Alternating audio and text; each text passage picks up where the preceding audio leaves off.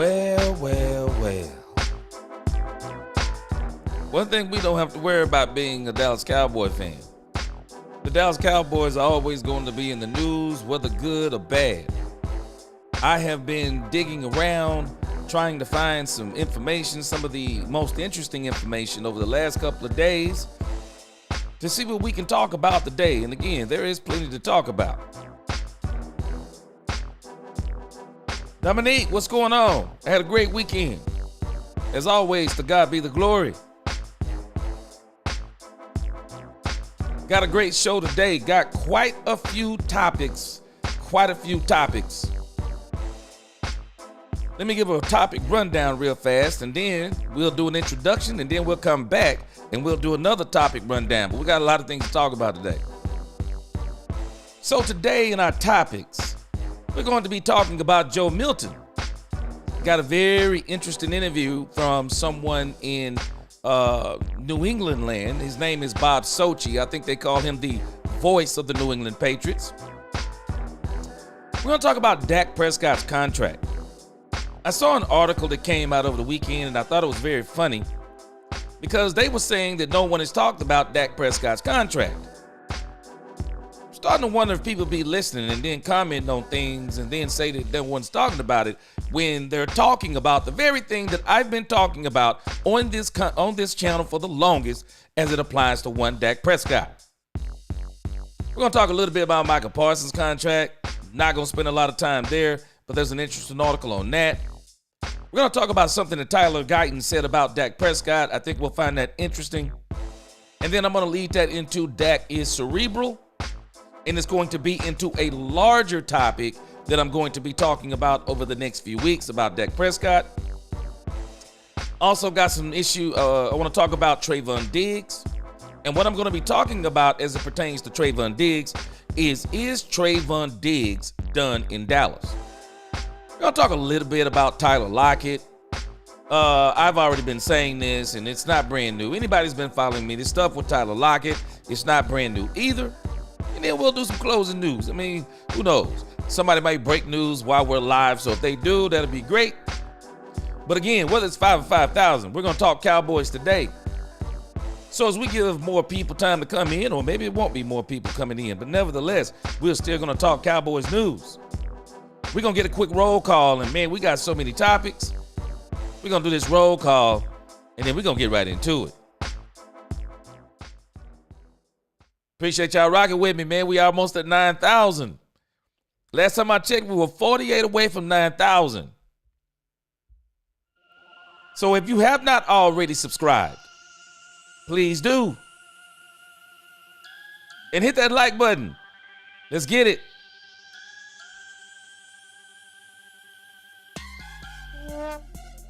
Dominique Pittman, what's going on with you? Yes, sir. Appreciate you coming in today. Keith, what up with you?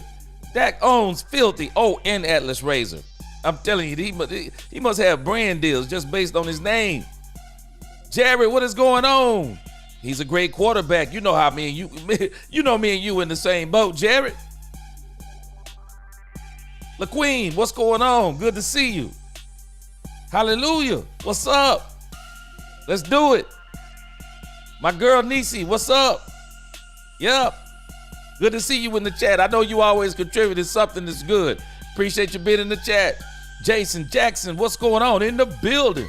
Yes, sir. Joe, what's going on? He says, wherever you're trying to defend Dak or their quarterback is still good, look at him now. The tape says it all. Hey, Dak is the quarterback in Dallas. Gene Ward. Gene said, Pastor G, what's going on? Daytona in the DC Congregational, what's going on? Timothy Govin, what's up? Appreciate you. He said, excellent job on the content. Yes, sir. We got some stuff to talk about today. Yes. Appreciate you. My man Alex, what's going on with you? Poobie D, what's going on? Poobie D, you know what? Your name sound like somebody, man, that if I ever got in a fight, somebody would tell me to call Poobie. Call Poobie D. Call Poobie D. Cause Poobie D go have your back. Good to see you, Poobie D. Big Cloud, man, nothing like cowboy talk. Yes, sir. I agree with you totally. And it is a great day to be a Dallas Cowboy fan. Amen. God, family, and Dallas Cowboys. Jesse Ortiz, what's up? Tony Nichols, what's up? All right, we'll get everybody else as they come in. Man, we got a lot of topics to talk about today. I'm gonna get a couple more greetings. Oh, America first. America's team. Yes, sir. Yes, sir. Let's get a couple of more. Oh, my man, Poopy D. He said, yo, dang straight, Poopy D. Yes, sir. You sound like somebody, boy, if I got something going on, I got to call Poopy D. Yes, sir. Reginald Jackson, what's going on? He said, but Dak doesn't own Vic Fangio. Oh, Reginald Jackson, boy, you're going to enjoy this show today. We're going to talk about it. Steve Campanella in the crib, what's up? Javier Rivera, I'm sorry, what's going on? Yes, sir, blessings to you, good work. Yes, sir, hey, I believe you. Dak is either going to be the MVP or I believe Dak will be the comeback player of the year. D-Webb, what's good? What's good with you, D-Webb? Tommy Childress, 28, what's up? What's up? C-Base in the crib, I see you. What's going on, everybody? All right, 89 and counting. Y'all hit that like button as you come in. Let's go. All right. I'll greet some more people as they come in. Boy, we got a lot of stuff to cover today. And this came across my screen as I was preparing for today's show. 105.3 The Fan, they are talking about, they're continuing to talk about Joe Milton. And one thing I can say about them, they seem to be very grounded on this thing with Joe Milton. You know, they're not overhyping it. I think just like most of us who really understand this whole Joe Milton issue, we're all kind of understanding what this is if we're really looking at it in the right lens. Joe Milton, the Cowboys are really they're taking a chance, but they're not taking a big risk. So as long as they're not taking a big risk, and with the upside of Joe Milton, the Cowboys are hoping that Joe Milton can turn into a good to great quarterback for them and be a good backup for them. That is all the Cowboys are hoping. And if they even turn Joe Milton III into a good backup, well, the Cowboys have succeeded. And the reason why I say that is that the Cowboys in their experiment with Trey Lance, they couldn't turn him into what they wanted him to be. One, somebody who would put pressure on Dak Prescott. Number two, I don't think they really turned him into a high quality, and I don't want to say this in a derogatory way, but I just don't feel like the Cowboys were able to turn Trey Lance into what they wanted him to. And I think they wanted some more time with him. And so that's why I don't want it to be derogatory. They wanted some more time with him because I think they felt like that they could have probably turned him into what they wanted to be by the time Dak is ready to get out of here. But nevertheless, it didn't turn out. He wanted to bet on himself. And again, I don't blame him. You know, he's got another he's got a 6.2 up to a $6.2 million contract. And who knows what the Lord may have in store for Trey Lance. Maybe he goes over there and battle Taylor Heineke. Maybe he beats him out. You never know what could happen. Man, we may very well see Trey Lance get another chance in this league. But again, happy for Trey Lance. But the Cowboys were never able to turn him into what they wanted to turn him into. So with Joe Milton, the Cowboys are wanting to see if they can turn him to a quality backup. He has all the physical attributes. They're just hoping they can turn him into a quality backup. And who knows in the future, Dak ready to get out of here or something else happens, he can be Dak Prescott's short-term replacement and maybe long-term replacement, but not for the long term. And I'm going to tell you why. Let me get a couple more greetings in as we're going to get into this video where they have a local broadcaster by the name of Bob Sochi. He's the voice of the Patriots, I guess they say. Again, I don't really follow a lot of teams to know who their announcers are, but he's going to give us some very interesting insight on one Joe Milton. 70s fan, what's going on with you? Yes, sir. It's a new day, Cowboys fans, for sure. My man D Block 88, what up? Poobie D, he said, smash that thumbs up for G. Yes, sir. Appreciate my man, Poobie D. Carlos Jenkins, what's up? Good to see you in here. Rolando Rodriguez, yes, sir. Let's talk Cowboys. He said from Texas. Let's get a couple of more in here, then we're going to get it going. Bleeding Blue, what's up? How about them boys? You know how I feel about them. Yes, sir. Trey didn't get a chance. What's going on, Abel? Trey didn't, and this Abel was my very fear about Trey Lance. I'm not saying that I'm the pro football scout, but I knew what Trey Lance needed. Trey Lance needed reps. Him and Joe Milton are the same in some senses, but just on opposite ends of the spectrum.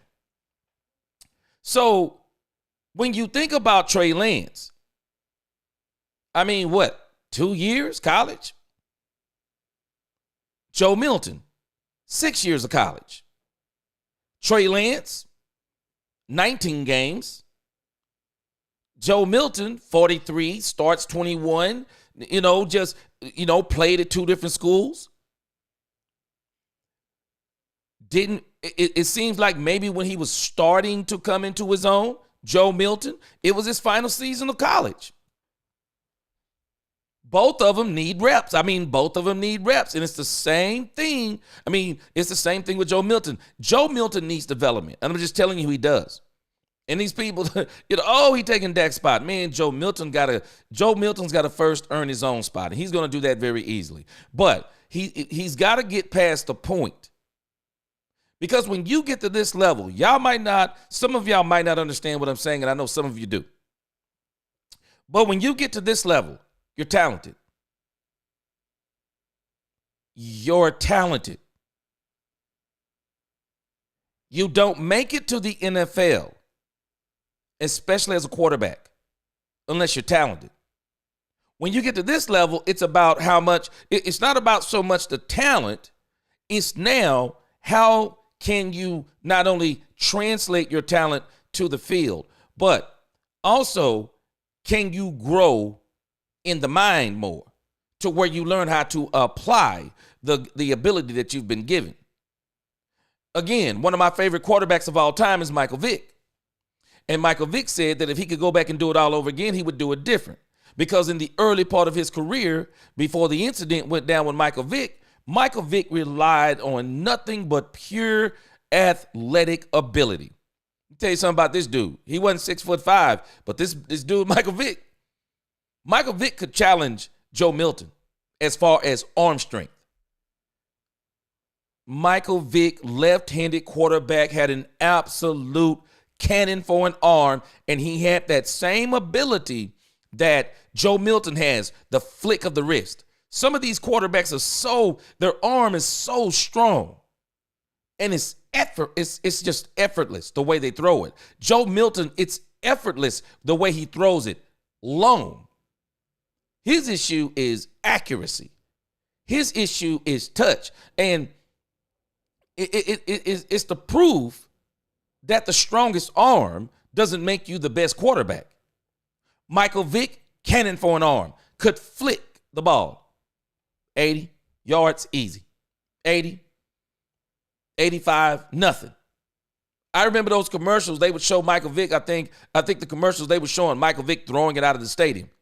Still got a cannon. He had a cannon for an arm. He did. And I don't know if I've ever seen a quarterback as exciting as Michael Vick with the ball in his hands. Man, Michael Vick was next level. They had created out there in Atlanta, man, the whole Michael Vick experience. Michael Vick was incredible. Incredible. And Michael Vick, you gave him a little bit of opening and it was lights out. Lights out. He was way faster than Joe Milton. And the thing about him, he was quick. He wasn't just fast. Michael Vick wasn't just fast. He was quick. Boy, Michael Vick would put the lights out. But again, Michael Vick would tell you he didn't study film. He'll tell you it's not that he didn't work out, but he didn't really work on his craft the way you see quarterbacks do today, especially these guys like Tom Brady, TB12, and even the way Dak Prescott. Let me tell you something about Dak Prescott. Dak Prescott is a workout warrior too.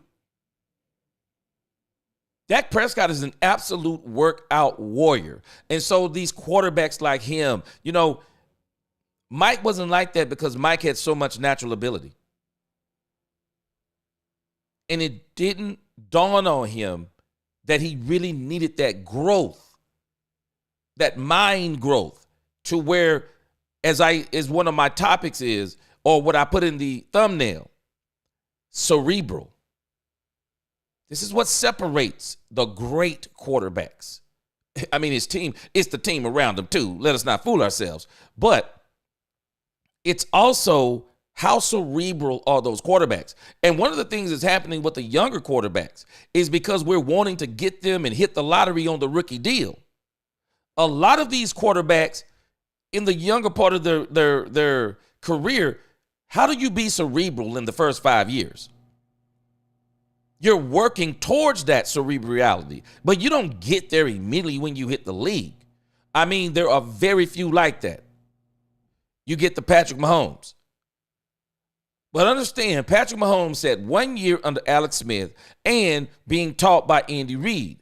And we have watched Patrick Mahomes just transform to where it was all ability, because at Texas Tech, when I saw him, it was all ability.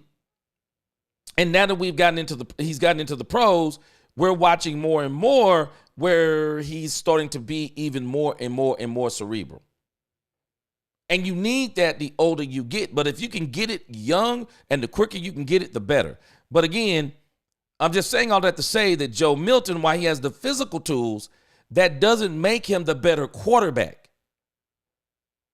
Because now, again, how do you begin to use those tools? That's the cerebral part. How do I use it? Okay, I got a cannon for an arm, but unfortunately, in 90% of the plays that I'm going to play in the NFL, it doesn't require me to throw the ball 80 yards. The majority of the passes that you're going to throw in the NFL, they probably won't travel further than 20 yards. So what good does it do you to be able to throw the ball 90 yards, 95 yards? Tell me, when's the last time you saw somebody run out for a 95-yard pass?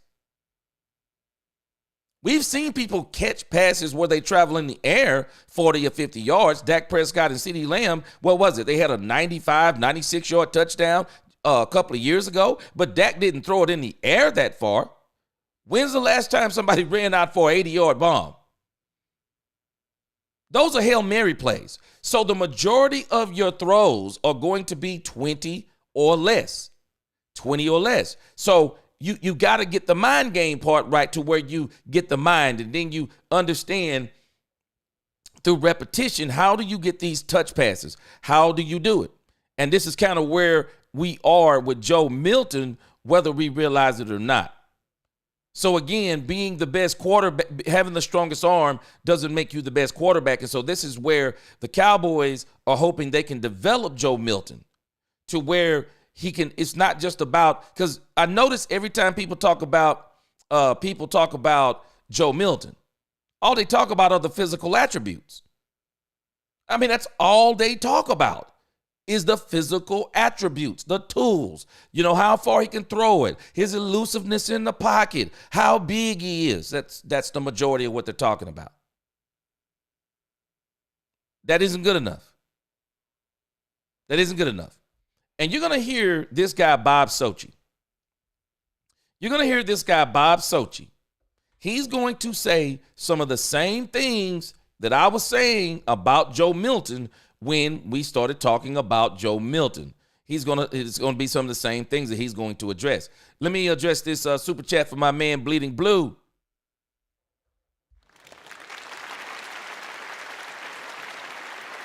Bleeding Blue. This is a beautiful description. He says, video game controller hobbles along unhappily with a broken arm. I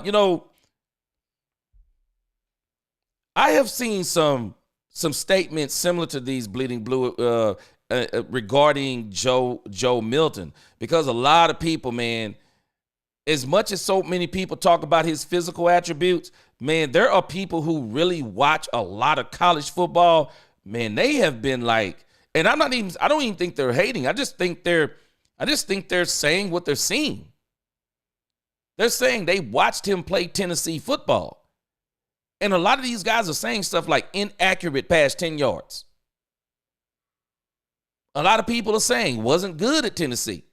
I mean, people are saying this type of stuff. So at the end of the day, what it is with Joe Milton, he's going to need some development. And my fear for Joe Milton is if Dak Prescott remains healthy, that development will only come in the preseason. Now, I don't fear that from the perspective of I want him to play. No, Dak's our quarterback. Dak Prescott's our quarterback. But when people are putting expectations on him, curb your expectations because he needs development. And the issue, again, is training camps and preseasons. That'll be it. Maybe some fourth quarters if we're blowing some teams out. But other than that, it's going to be it. It'll be it. You're about to drop this track. Drop this track from 105.3 The Fan. Let me read a couple more comments. Kanan says Russell Wilson is also above. Okay, we're talking about Dak Prescott. Kanan, again, your argument don't hold water because the team that Russell Wilson was on to get to the Super Bowl. So did Russell Wilson carry that team, or did that team carry Russell Wilson? You do know there was a defense on the opposite side of him known as the Legion of Boom. Tell me the defense that Dak Prescott has had opposite of him that was as good as that Seattle Seahawks defense. I won't even wait because any answer other than he hasn't would be a lie. Tell me the running back that he's played with that was as good as Marshawn Lynch. I'm not even going to wait on that answer because you are not going to tell me that there was a running back that he played with. Now, don't get me wrong. Zeke was off the chain. I don't think people understand how I don't even want to talk about how good. I don't think people understand how elite of a running back that Beast Mode was. He was elite. Show me some stuff that Zeke did. Boy, I'll show you some stuff from I'll show us some stuff from Marshawn Lynch that'll make your head spin around. Marshawn Lynch ran through the entire New Orleans Saints defense. I'm not talking about just faking them out. I'm talking about breaking head-on tackles. Marshawn Lynch in his prime was almost like a mini Earl Campbell. And anybody who remember Earl Campbell, man, nah. We ain't had no running back. We ain't had no running back like Marshawn Lynch. I'm telling you now, not in the Dak Prescott era, nor the Tony Romo era. Let me tell you something, man. We've had some good running backs. Ezekiel Elliott in them first 3 seasons was up, man. We were thinking Hall of Fame trajectory on Ezekiel Elliott. Marshawn Lynch, go check the tape. Nah. Dak ain't played on teams like the league. Tell me the defense. Tell me the defense where we had a name that everybody feared. Nobody feared the Hot Boys. Let's not even bring up the Hot Boys. Nobody feared the Hot Boys. All the Dallas Cowboy fans have been saying they were tired of that Hot Boys mess. Stop it. Stop it. You're on the wrong channel. Those arguments don't even hold water. We've already destroyed those arguments 10 times over. 10 times over. All right, let's get to this thing with Joe Milton in 105.3 The Fan. I think this is a very interesting very interesting conversation they're having about Joe Milton III. For new backup quarterback Joe Milton. Good morning, Bob. How are you, sir? Hey, I'm doing great. How are you guys? Doing well. Thank you for asking. Bob, what did you think of the trade compensation? Were you surprised by it, or were you and other Patriot fans expecting more? Well, I try to be realistic. I was surprised. I thought that maybe Milton would bring back a little more, particularly, in light of some of the other recent trades for backup quarterbacks. But then you start to think about reasons why they traded him. And obviously the guy you just heard me try to describe with that sensational play in Tennessee last year is the primary reason Drake May, his classmate. They drafted the two quarterbacks, as you know, together. But I think also that there's, Joe Milton had this remarkable flourish to end the season against the Buffalo Bills, and he has tremendous physical skills. But he is still, I think, very much a great unknown, and a lot of the questions that followed him out of the University of Tennessee into the NFL as a late-round draft pick remain for most people. So I think when you sit down and process it, while a lot of fans here are disappointed, I still think the Patriots accomplished what they needed to. They got another pick. They were able to move up a bit, I think 46 slots in the end. And they developed him to a point where he became an asset. And I think they traded him when his value for them was at its highest. So 10 years ago, I bet my... Now, I want you to catch something that he's saying. Did you notice what he said? Every time somebody talks about Joe Milton, all they talk about are the tools. They talk about the physical attributes, the size, the elusivity. They talk about the cannon for an arm. But they're not talking about the other part that you consider when you talk about a top quarterback or a starting quarterback in this league. And he made a perfect point. This is the very reason why Joe Milton found himself being a 6th round draft pick, because everyone's looking at his physical attributes and they're saying, how does this guy wind up being a 6th round draft pick? Because the only thing people talk about are his physical attributes. That's it. That's all they talk about. You have to talk about more than that. I mean, what would Calvin Johnson have been? What would Calvin Johnson have been if the only thing people talked about with Calvin Johnson was, man, Calvin Johnson is the biggest wide receiver we ever seen. Man, Calvin Johnson, man, he's super fast for a dude that size. What if that's the only thing anybody is talking about with Calvin Johnson? But it wasn't, because when we think about Calvin Johnson, we think about size, we think about speed, we think about the ability to run routes, we think about the hands, we think about just how much of a force he was. Calvin Johnson wasn't just a big wide receiver. Calvin Johnson was a great wide receiver, man. Calvin Johnson could have been shorter than what he was, smaller than what he was, and still been a great wide receiver in this league. Calvin Johnson was just an overall monster of a wide receiver. And let me show you the opposite effect. And this is why when I hear people start talking about trying to make these crazy comparisons to Tom Brady, let's pump the brakes. Tom Brady was a 6th round draft pick, but understand something about Tom Brady. Tom Brady understood what he was physically. And so this is why Tom Brady focused so hard cerebrally. That's why he focused so hard on that. Because Tom Brady knew that if it came to his physical attributes, his muscles, his stature, his speed, his rocket arm compared to people like, let's say, a Cam Newton, for example. Well, if you're going to look at Cam Newton and then you're going to look at Tom Brady, you're going to take Cam Newton every single time. But if you turn on the tape, you're going to look at Tom Brady and go, wow, this dude can play. It's not that Cam Newton couldn't play. Cam Newton had a different style of play. And Cam Newton had a style of play that was so physical, it wasn't sustainable. It wasn't sustainable. Tom Brady's style of play, sustainable. Sustainable. Played into his mid-40s. So when you're talking about a quarterback, if the only thing you are talking about are the physical attributes of that quarterback, Man, we talking about Jamarcus Russell. We talking about Jamarcus Russell all over again. And again, let me put some common sense on this, because size, arm strength, and all these different things, they're not the end all to be all that determines a quarterback. You know why? Because Kyler Murray is a quarterback in this league.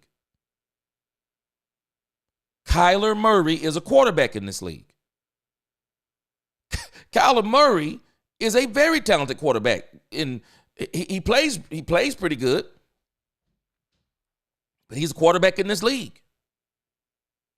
And it proves that it's not about you being the biggest quarterback in the league to make it in this league. And so this is why I noticed that when people talk about Joe Milton III, what they talk about over and over and over, or you only get so many chances before you just, man, the college is it's just a factory of players. And it's only a matter of time before people just pretty much just write you off as what you could have been. So with Joe Milton, this is an issue. Notice what he said. They developed him as much as they could develop him. As much as they could develop him. So this is the issue with Joe Milton that he's facing. He said this sparks a thought that the trade was driven, Patriots Insider, that this was driven as much by QB room dynamics as anything else. What does that mean? Well, Mike Reese is as good as they come in covering the Patriots, certainly. And I think, with Todd Archer in that group as well down there, among the best in the business. And he is a guy that certainly is well-sourced and I think has a great perspective and is not someone who is prone to hyperbole. And I think that, you look at just the recent lessons for the Patriots. They had two quarterbacks who came in a year apart. Mac Jones, first-round pick, 2021. Bailey Zappi the next year is a fourth-round pick.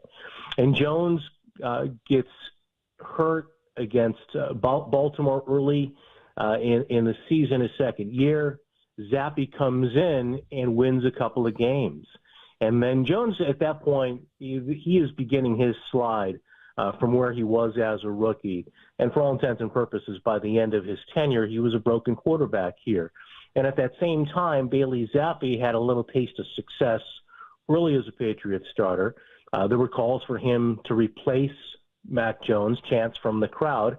And over the course of the next couple of years, I think that the dynamics in that quarterback room were unhealthy for both of them and for the team as a whole. You had a guy that was the number one pick and was drafted to be the next franchise quarterback, and you had another guy who probably felt like, hey, I outplayed him when I got my opportunity.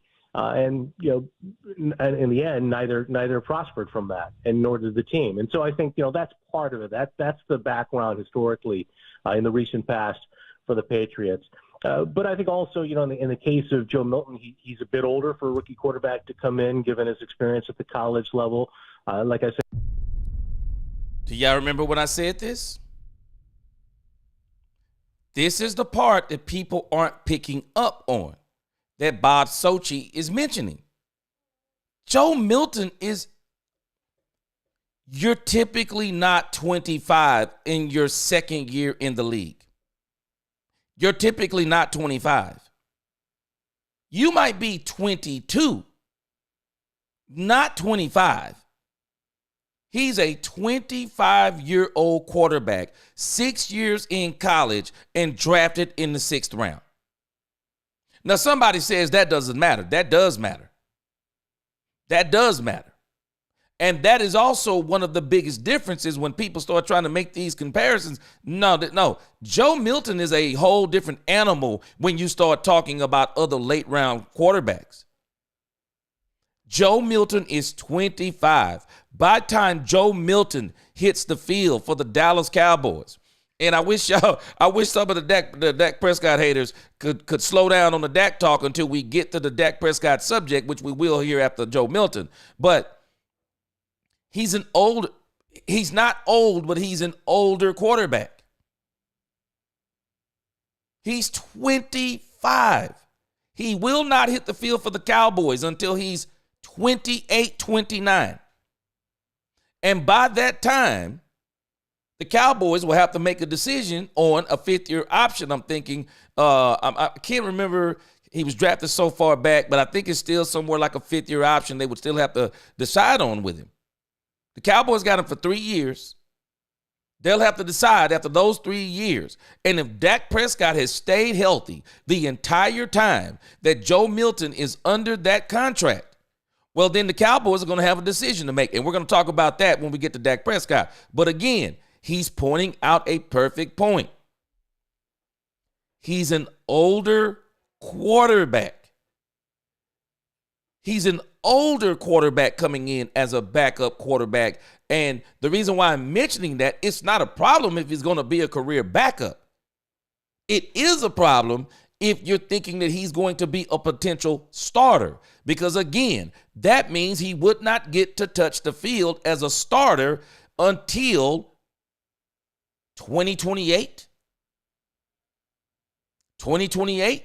And when I show you what I've already told you about Dak Prescott's contract, for all the people who are so up on Joe Milton, I don't know what to tell you, but it's probably going to be bad news as it pertains to one Joe Milton for those people who hate Dak Prescott and want Joe Milton to take his spot. But again, that's a big deal. Drake May, 22. Joe Milton, 25. Joe Milton, I said this the other day, Joe Milton is probably thinking in his mind, what can he learn from Drake May? He might even think he outplayed Drake May. He might think he outplayed him in training camp. And he did look pretty good in preseason, but it was preseason. He may think he's better than Drake May. And you have to understand that does cause animosity. I understand what he's saying. That could cause issues in the locker room. So let's continue to listen to what he says about Joe Milton. Said he's a guy that finished, I think, very surprising to a lot of people internally, just how well he played against Buffalo, understanding that the Bills didn't really try very hard in that game, didn't play the regulars, and it wasn't exactly the most complex defense, more like a preseason approach for them. Now again, Bob Sochi is saying the very thing I said last week, and it's like every time you bring this up, somebody gets mad about Joe Milton's last game. This guy just said it better than I did. People are going crazy over Joe Milton's last game. This guy, Bob Sochi, radio broadcaster for the New England Patriots, he said it clear as day. The Buffalo Bills didn't have in their regulars. Do you know what that's a fancy way of saying? That's a fancy way of saying he played against backups. Joe Milton played against backups. Period. End of story. There's no discussion. Joe Milton played against backups. Now he adds another element that I didn't even bring up. And think about it. Not only was it a preseason game for the Buffalo Bills, the Buffalo Bills are on their way to the playoffs. And the Buffalo Bills are playing their most basic defense. They're playing their most basic defense. They're not going to try to play the defense they're playing in the playoffs because they don't want to tip any playoff teams off in case some of them want to watch that game and see what are the Buffalo Bills doing in the last game against the New England Patriots, who are 3-13. He clearly said it. The New England Patriots did not come to play. The Buffalo Bills didn't come to play. And the score reflected it. And this is the same kind of stuff that gets teams in trouble or gets people in trouble when they're talking about this stuff because they want Joe Milton to be the Dak Prescott replacement, or they want Joe Milton to be something that he hasn't proven to be yet. Doesn't mean that he can't be. But it's no argument. Joe Milton is not a starting quarterback. You can't argue it. Joe Milton is not even at this point in time ready to be a starting quarterback. You can't argue it. And the reason why you can't argue it is because it hasn't happened. It hasn't happened. He got the start against the Buffalo Bills because it was the last game of the season. They want to see what he is. They want to see how he progressed. But again, it doesn't take away from the absolute physical ability that Joe Milton showed in the game. It doesn't take away from it. Okay, he gained some experience during the game. It doesn't take away from any of those things. But at the same time, if you're being honest with yourself, you're like, hey, man, it's a game. But at the same time, Buffalo Bills out here just mailing it in. They're mailing it in. This is a bye week for them. They're just trying to get out of this thing, not be hurt, not play too. They're playing, but they're not playing like this is a playoff game, a regular season game to mean something. It's different. And so he's saying all this stuff, and it's absolutely correct. It's the same stuff I was saying. People need to pump the brakes on this last game that Joe Milton played. If you want to evaluate it to look at mechanics, if you want to evaluate it to look at elusivity, look at just some things that he did in the game, that's fine. But understand, it wasn't against the true Buffalo Bills. Because if the Buffalo Bills would have really got after Joe Milton, I promise you that score isn't the same. And Joe Milton doesn't look half as good with their starting corners out there, half as good with their starting defensive tackles. He doesn't look half as good. As they were more than willing to let the Patriots win, I think, and slide out of that number 1 pick and fall to the 4th spot overall. But I think that's primarily it. I think I don't know any information inside regarding either personality, whether there was an issue between them. I don't suspect so. I just think it was an opportunity to trade Joe Milton coming off that season finale, but also at the same time eliminate any possibility of a reoccurrence of what took place with Mac Jones and Bailey Zappi inhabited that same room. But let's keep this real too. You got to keep this conversation real. If Joe Milton had showed the New England Patriots enough, not only in training camp, but throughout the season, you have to ask yourself, why would the Patriots, even bringing in a new coaching staff, people talking about walking away from Dak Prescott's contract? Well, it would be easier for Vrabel to walk away from Drake May's contract. It would be easier. They're not paying these number 1 draft pick quarterbacks like they used to, this outlandish money. They're not doing that anymore. Could have easily walked away from that contract. The Washington, formerly Redskins, now Commanders, drafted RG3, Kirk Cousins in the same draft. Kirk Cousins was drafted in the 3rd round, I think it was. They kept both of them.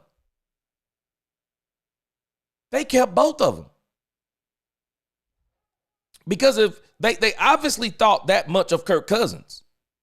And the reason why you keep both of them is because you basically say that, hey, man, if RG3 gets hurt, we're going to have Kirk Cousins.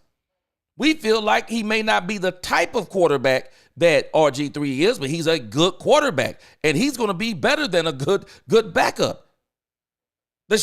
Mike Shanahan considered he looked at Kirk Cousins as a starter. He did. And so when RG3 goes down, Kirk Cousins comes in, he does well. And Kirk Cousins wound up being the quarterback for the Commanders for a little bit.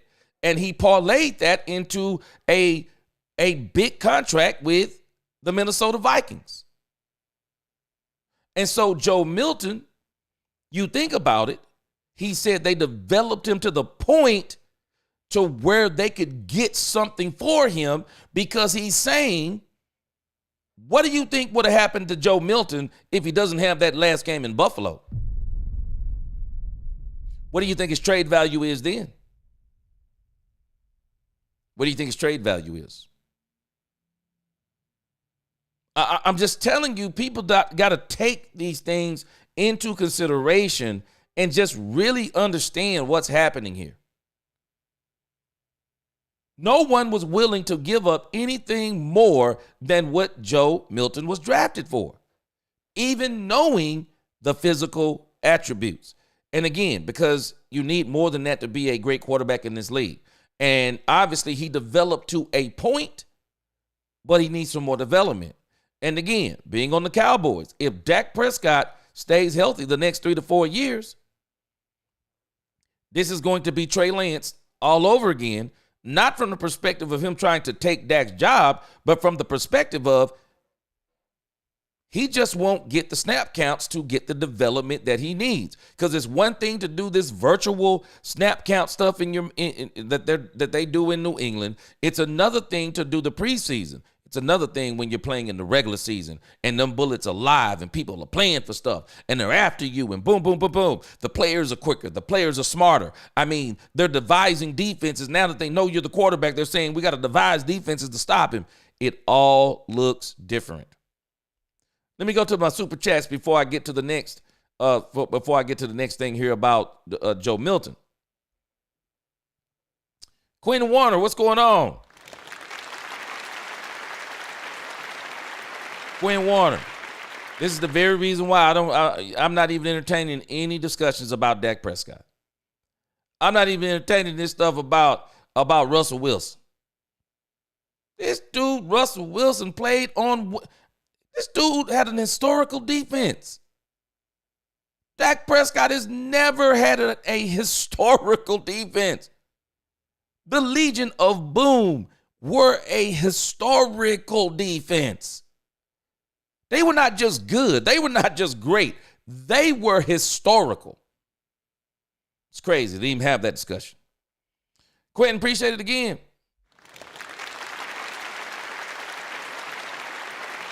Quinn Warner, we're going to get to what you're saying in the Dak Prescott segment.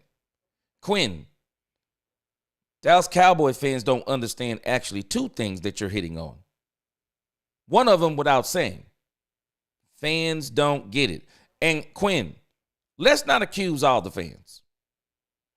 There is a toxic part of this Dallas Cowboy fan base, and it absolutely is. What they don't get, it's not just that you can't let Dak go because of the contract. You can't let Dak go because whether people like it or not, Dak Prescott is a top 5 quarterback. Dak Prescott is a top 5 quarterback in this league. Before 2024, there was no quarterback in the league better than Dak Prescott other than Patrick Mahomes. This is the part that people don't want to accept. While Dak Prescott may have been the best quarterback in the league minus Patrick Mahomes for those 5 years, Dak Prescott didn't play on better teams than those other teams. That's the issue. Dak didn't play on better teams. Dak Prescott can be Superman all he wants to. But until Dak Prescott gets the Justice League, well, then Dak Prescott is not going to be able to beat the most formidable opponents because Dak Prescott can't beat them by himself because Dak Prescott doesn't play defense. That isn't an excuse. That's fact. Because no quarterback can beat any team by himself. Because if a team could have beat a team by himself, it was one Jalen Hurts in the 2022 Super Bowl. Because Jalen Hurts put the Eagles on his back. And his stats were mind-blowing against the Kansas City Chiefs. Problem is, his defense gave up 38 points. I don't care how good you play. It's going to be hard to beat a lot of teams if your defense gives up 38 points. But if your defense can only give up 6 points, if your defense only gives up 6 points in 3 quarters, you're beating a whole bunch of teams. You're beating a whole bunch of teams. And again, I can just kill all these arguments every single time because Jalen Hurts, the first thing out of his mouth was, defense wins championships. There was no pressure in that game on Jalen Hurts whatsoever. None. There was no pressure. Now, Patrick Mahomes will tell you a different story. Patrick Mahomes is having nightmares about that game. Not Jalen Hurts. There was no pressure. Tell me when Kansas City had the lead. Tell me when Kansas City had the lead. Tell me when Kansas City had a double-digit lead. Tell me when Kansas City was putting any kind of pressure, not only on Jalen Hurts, tell me when they were applying any pressure. Never. They didn't apply any pressure in that game whatsoever. Man, when you got a defense like Russell Wilson, I done told y'all this before, man. Your quarterback walk different when he got a bad defense. Paul, let me tell you something. Man, your quarterback walk different when he got a bad defense.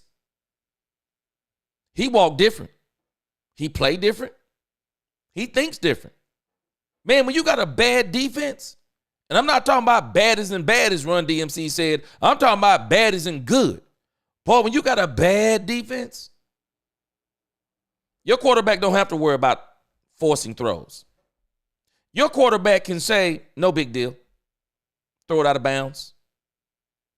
Skip it off the turf. I'm not worried about it. My defense is so good, they'll get me the ball back. So we're not going to force anything right here and make any kind of mistake. Nah, we're not worried about that. Our defense will not let this team get in the end zone more than 2 times this game. So with that being said, hey, man, I'm good. And most teams probably won't even get in there 2 times unless the other touchdown is in garbage time.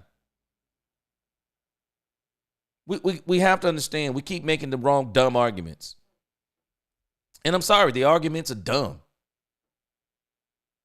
Football is the ultimate team sport. It is the ultimate team sport. Who you have coaching you, who you have around you, it matters more than any other sport. Any other sport. Baseball, you can walk up on that plate and hit home runs. It's just you and the pitcher. Basketball, you can have a mediocre team and still go off for 65 points because you get to have the ball in your hand. Track is just you and others. It's just you and who you're against.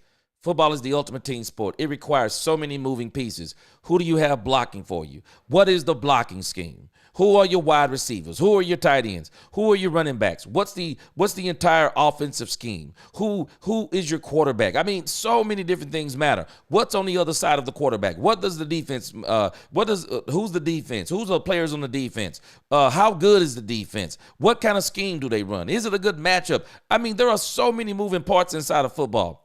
It is the ultimate team sport. And this is why when you start breaking things down rather than listening to the media, you clearly understand that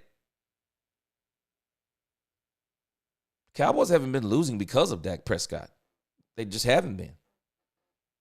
They haven't been losing because of Dak Prescott. They've been losing because of the teams they've had around Dak Prescott. And Dak Prescott is the part of the team. It's because of the team. That's why they've been losing. That's the part we don't want to understand. But again, Joe Milton, let's finish this up, and then we'll get to Dak Prescott. Appreciate that super chat again, Quentin. Bob Sochi, Patriots play-by-play, join us here 105 through the fan. Okay, so don't interpret it that Joe has a personality problem. Interpret it as, we're just trying to avoid Drake looking over his shoulder at the backup. I think Drake looking over his shoulder, and of course the memory for fans too here locally is going to be that performance by Joe Milton. And I think a lot of people, when the Patriots picked him, thought, maybe Milton, they might have something here, and especially the reports out of training camp and early in the season when the Patriots delayed the start for Drake May as the quarterback of this team, taking over for Jacoby Brissett. Milton seems like a really likable guy. He's bright. He's got a great energy about him, very positive from everything that I've seen and experienced. So, I would say don't read into it as much about Joe Milton as more or less just eliminating that possibility of having Drake May look over his shoulder and as well having the fans, clamoring for that backup quarterback, that young backup quarterback who was his classmate. If there are any, growing pains this year as he adapts to a new offense under Josh McDaniels. Bob, the tools he has are they're vast. Like, what is his? So again, this is what this is the only thing they keep saying about Milton. It's the attribute, it's the tools. That's all they keep talking about. That's it. And I'm not going to say the only way, but the predominant way that you develop is through playing time. Milton, unless Dak Prescott gets hurt, Milton is not going to get playing time here. He's not. He's not going to get playing time here. He's not. The dude, what's up, man? Shannon Bobby. He said, I'm surprised they actually have a guest on, giving how much they both love the sound of their own voice. The way they love the sound of their own voices, boy, I hear you. I hear you loud and clear, the dude. I hear you loud and clear. Well, the good thing is they're letting him talk, too. They're letting him talk. Issue, is it ability to read defenses? Is he inaccurate? Like, what is his biggest, kind of hump that he has to get over? Yeah, there's no question about it. I mean, he physically, he looks like Cam Newton. There's a couple of plays, if you go back, including one that was negated by a penalty, where it's very much like Josh Allen, Patrick Mahomes spinning out of the pocket, keeping a play alive, rolling to the left, and then let me let him finish. Throwing a dart to the corner of the end zone. When you hear the term rocket or a cannon applied to a pitcher or a quarterback, I mean, this is a guy that is the definition of that. Now,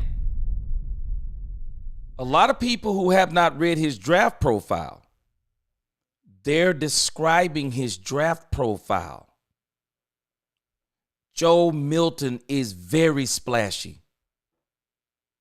Joe Milton is very splashy. Joe Milton makes a lot of splashy plays. I mean, think about it. This dude just mentioned who? Cam Newton, Patrick Mahomes, Josh Allen. What? He's talking about those flashes. Just like they said, splashy, but has not been able to turn it into consistency. Again, a lot of people may not realize what this league is all about. The majority of the plays in the NFL are not splashy. The majority of the plays in the NFL are not big plays. You have to be the kind of players, quarterbacks, running backs, wide receivers. You have to be able to move. You have to be able to move the chains. You have to be able to move the chains. And if you can't move the chains, then you're going to absolutely struggle.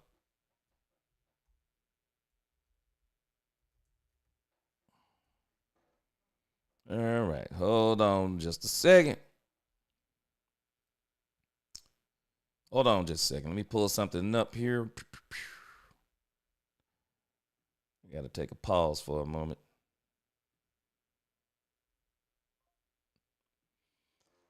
All right. Hold on just a second.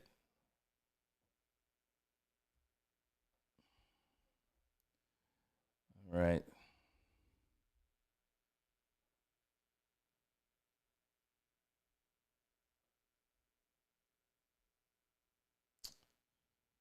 All right. Let me look at something real quickie. Y'all give me just a second.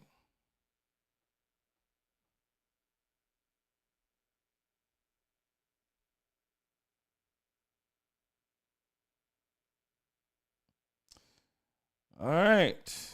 All right.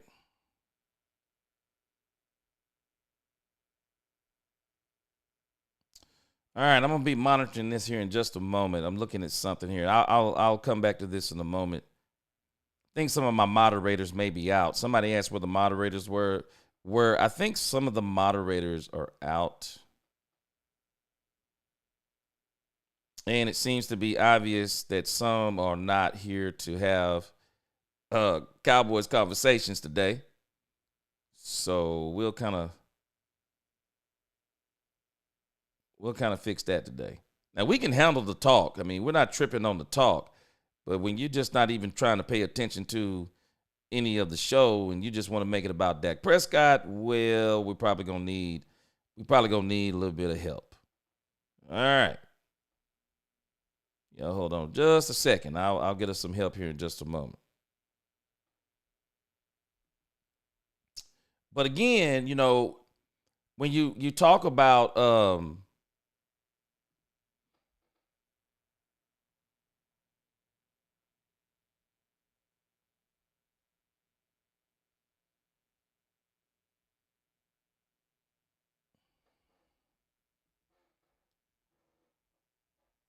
again, when you start talking about some of these when you start talking about Joe Milton, you know, this is one of the issues with Joe Milton again, is when you're talking about Joe Milton, you know, you notice that people keep talking about the attributes of one Joe Milton.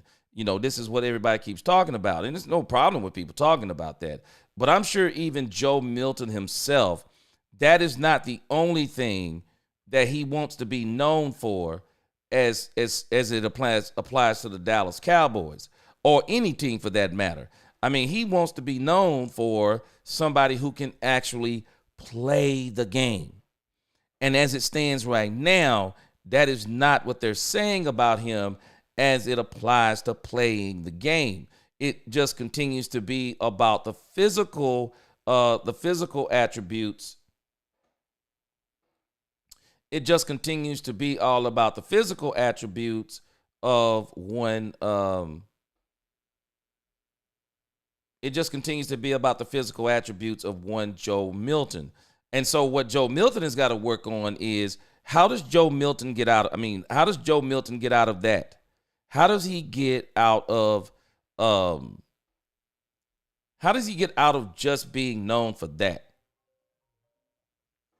Also, Dak owns filthy. Can you throw me a comment down? Just throw me a comment down at the bottom or something and just tell me, hey, I'm trying to do something here in the chat.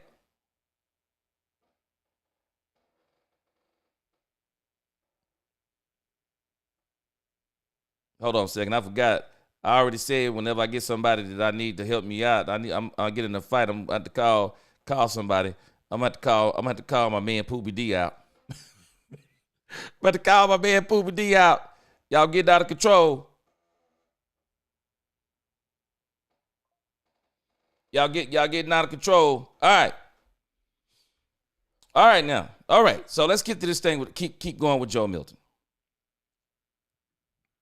And again, just keep in your mind what I'm just saying about Joe Milton. Joe Milton, I believe, has the potential to be great. The issue with Joe Milton is where my fear is will Joe Milton get the opportunity to be great? That becomes the issue. You know, when you start talking about being a backup quarterback in this league, I mean, man, that's tough depending upon who you get behind. I mean, that's a tall glass depending upon who you get behind. And so you get behind the wrong person. Man, you won't get the opportunity. You just won't get the opportunity. And that's not a knock on Joe Milton. You just won't get the opportunity.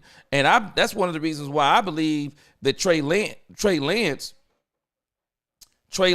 was behind the 8 ball from the very beginning. Trey Lance was behind the 8 ball from the very beginning because he was not going to be able to get the play time on the field. He was not going to be able to get the play time on the field that he needed. And so that is one of the reasons why that it just wasn't going to happen. It just wasn't going to happen. And again, once it was determined kind of where he was with his playing, well, he was never going to be, he was never going to take Dak Prescott's spot. You know, just understand that it was not going to happen. And so with Joe Milton, the thing becomes what happens with Joe Milton. Because at the end of the day, I guarantee you Joe Milton doesn't want to be a 3-year backup here. He doesn't want to be a 3-year backup. All right, I got a little sidetrack. Let's go. Training camp. What we didn't see, to your point, to your question, was the accuracy. And what we understood when he was drafted by the Patriots and coming out of Tennessee, big reason why he went where he went in the draft, was if not the inability, then at least I think, maybe being further behind other quarterbacks, let's say, in terms of reading and processing.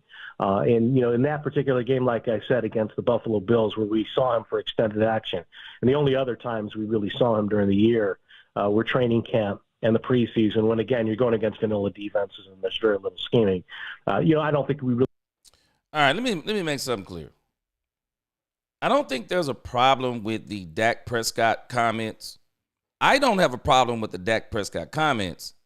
I do have a problem when you say it's a Dak lovers channel, but you want free reign to just hate on Dak Prescott the whole show, rather than we don't even get to the Dak Prescott segments, and it's an all-out bash on Dak Prescott when we're talking about Joe Milton.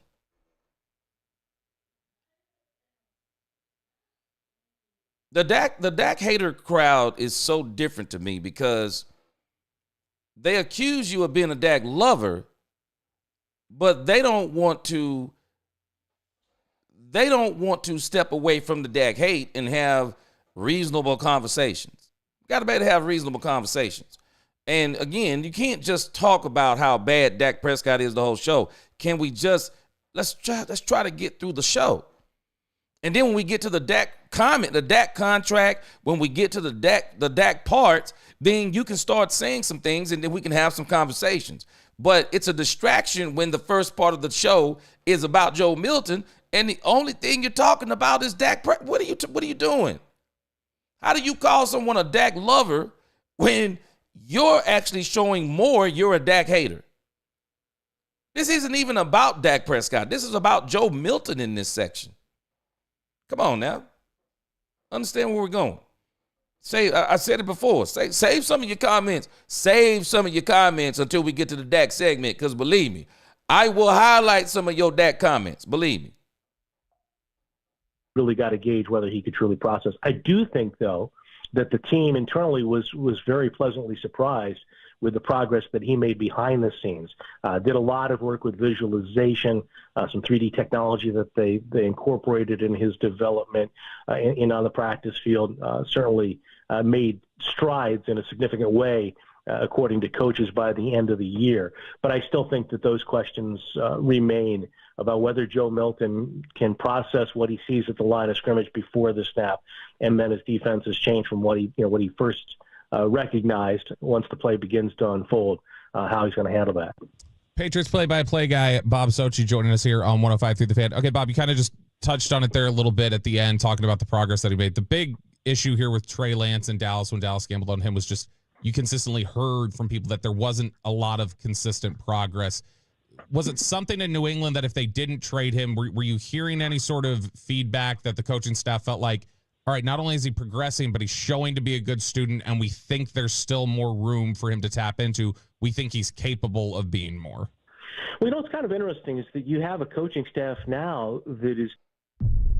Now, see, this conversation right here is very interesting that he's talking about, because this is what happened with Trey Lance. Now, this is a very interesting part of the conversation because of this. This is another reason why, looking back in hindsight on Trey Lance, why I feel bad for Trey Lance. Trey Lance came in the wrong way. I mentioned this the other day. Trey Lance came in the wrong way. They bought Trey Lance in trying to use him as a bargaining chip against Dak Prescott. That was the wrong way to bring in Trey Lance. And so once that doesn't turn out, so then the next question is so now how do we develop Trey Lance? And so when we think about the coaching that the Cowboys had, because now we realize the coaching was a problem, how good was Trey Lance being coached? How good was Trey Lance being coached?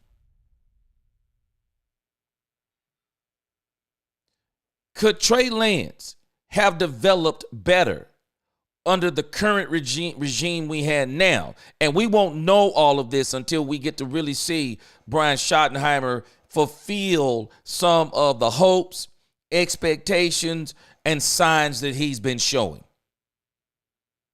But he's saying something that I've been saying this stuff, and even when people got to understand coaching matters. And this is why when you even look at the Dak Prescott coach teams, I think we discount how much coaching not only had an impact on Dak Prescott and the rest of the team, but how much coaching had an impact on football, on the football moves in general.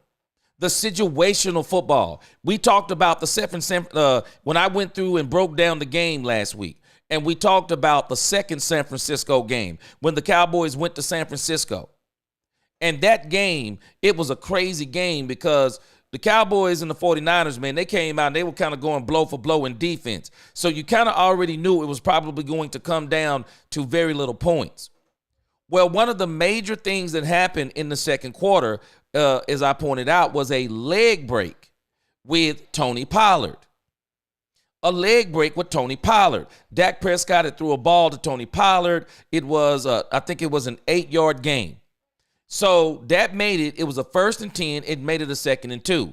Well, of course, Tony Pollard goes off the field, and the Cowboys are driving. The Cowboys, that throw by Dak Prescott to Tony Pollard puts the Cowboys in the red zone. And the Cowboys are in position. The score is 6-6. The Cowboys are in position to take pole position in this game. The Cowboys were in position to score no less than 3 points, go into halftime feeling real good, being up either 6-3 or 13-3 or 12-3 if they decide to go for the 2-point conversion. They had missed an extra point on their first touchdown, but the Cowboys were in position to really do something they had not done in those playoff games against Philly. We looked at the first playoff game against Philly. I even had to do a double take. I think we were a little bit delusional in that game. We never got a lead in that game. We never got a lead. The only time we were tied in that game, if I'm not mistaken, is at the kickoff when it was 0-0. But other than that, we never got a lead. We trailed most of the game by almost double-digit points. So when we think about some of these games and we put them in the context and we start thinking about coaching and we start thinking about situational football, when you start thinking about some of the situational football decisions, we may not realize it, but those play a huge part in how teams win and progress in the playoffs. And going back to the second San Francisco 49er game, which was a lot closer than the first 49er game. When you think about that game, and again, it's 1 minute and 18 seconds to go. Tony Pollard has just went out with a broken leg. It's 2nd and 2. Kellen Moore and Mike McCarthy, rather than running the football,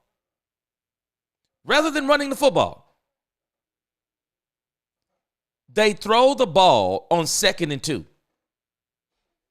But they don't throw a safe throw. They call an out route.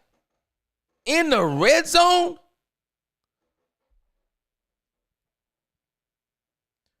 Who calls an out route in the red zone? It has to be one of the dumbest plays that no one talks about enough. 2nd and 2. 18-yard line, 1 minute and 18 seconds to go. Can somebody say, hey, guys, we have an opportunity here. This game is shaping up to be a very tight game. Hey, guys, we have an opportunity here. Whatever we do, we don't turn the ball over. So what do? We're going to go for the safest plays. Not that we don't trust Dak. No. This is a very tight game is the issue. And both defenses are really rising to the occasion. So all it takes is the wrong play to break this game open. It doesn't mean you don't be aggressive. but it also means you understand the situation and you don't do something stupid. Who throws on 2nd and 2 in the red zone at the 18-yard line in a playoff game that we know what it was like the first playoff game? Who calls that play? Sometimes Dak is coachable to a fault, because when Mike McCarthy called the play against the Dallas Cowboys in Dak Prescott's first playoff game against the Green Bay Packers, I mean, it is common knowledge that everyone said that Aaron Rodgers threw the play away that Mike McCarthy called, and he drew up his own play in the huddle. Dak Prescott followed the play. And I think the Cowboys were a little bit discombobulated, understanding that Tony Pollard had went out and was probably about to change the game. But that's where your coaches say, hold on, guys, let's hold it together. We got a game. We're just going to have to make some adjustments. But let's get out of this portion of the game so that we can do what we need to do. And so when you think about the situational football and things of that nature, when you think about the coaching, man, that's a problem. That's a problem. That is a problem. Coaching matters. And I say all that to say, I just wonder how much coaching was Trey Lance getting. New from the coaching staff he had as a rookie. And it's a different offense under Josh McDaniels. And it's a difficult offense under McDaniels, even though he's, as recently as yesterday, said he's going to merge some of the ideas from people who've been around the West Coast, which is what the Patriots ran last year. And it was really a old-fashioned West Coast offense under Alex Van Pelt. And I dare to say it was a really simplified offense in comparison to what they're going to ask the quarterbacks to run this year. It's an offense that became Tom Brady's offense and evolved with McDaniels. And again, he's indicated he's going to scale it back and streamline and incorporate other ideas, but still different language. I think a lot of different things incumbent upon the quarterback in the line of scrimmage, especially. And so I think that those questions existed internally, but you have a staff that really didn't have any experience with Joe Milton. There are a couple of holdovers on the coaching staff, but really not in any positions. You know, when you talk about the hierarchy, head coach Mike Vrabel, offensive coordinator Josh McDaniels, quarterbacks coach Ashton Grant, Thomas Brown, Todd Downing, all these guys have come in as former offensive play callers elsewhere, and they're on the staff now. They weren't here a year ago. So I think that's part of the equation, too, when you consider their evaluation of Joe Milton. And I think you look at Vrabel, as I say, as the head coach taking over. Elliott Wolf drafted Milton. He remains as the vice president of player personnel. One of the ongoing questions here, and I think we're seeing it answered on a daily basis more and more, is who has the say over personnel ultimately. And I think it's Vrabel's call. And part of the trade of Joe Milton is that Mike Vrabel, and his staff felt that, it's a move they could make, and it's a move they should make at this point in time. Bob, how much? Let me address this in a second. The real fan won. You're not getting away with this one. And I appreciate your comment. You said if throwing the ball works on short yardage, why complain? It has worked many times before. Maybe running the ball on 2nd and 2 would have been too predictable and get stuffed. Real fan 1. It's not the throw. It's not the play call of a pass, real fan 1. But who throws an out route? Now, if you remember that season, Dak Prescott had gotten picked off on a couple of what? Out routes. Dak Prescott had got picked off on a couple of out routes. And let me tell you, you have to understand, real fan 1, and I know you understand this. When you get in the red zone, everything gets tight. The end zone, in a sense, it's like a 13th player. Because if I'm playing and I know we're in the red zone, my thought process is a little bit different. They don't have as much real estate to work with. That's number one. Number two, because they don't have so much real estate to work with, how deep do you think the safeties will be? How deep do you think the linebackers will, if they drop back into coverage? It's all compressed down there, Real Fan One. It's all compressed. So if I'm playing cornerback and I know that they're not going deep. If they drop back the pass, Real Fan One, I know they're not going deep. And the moment that wide receiver, because on these out routes, the one thing about out routes and why it's one of the hardest throws to make, out routes are one of the hardest throws to make because of the timing and the placement of the ball. When you throw an out route, you must decide that you're throwing the ball well before he makes the break. The moment, the ball must be out of your hand before he even makes the break. It has to be. That ball has to be out. It has to be up and out or either down. Down and out to where only he can get it. That is a very tough call for me right there. I'm not making that call.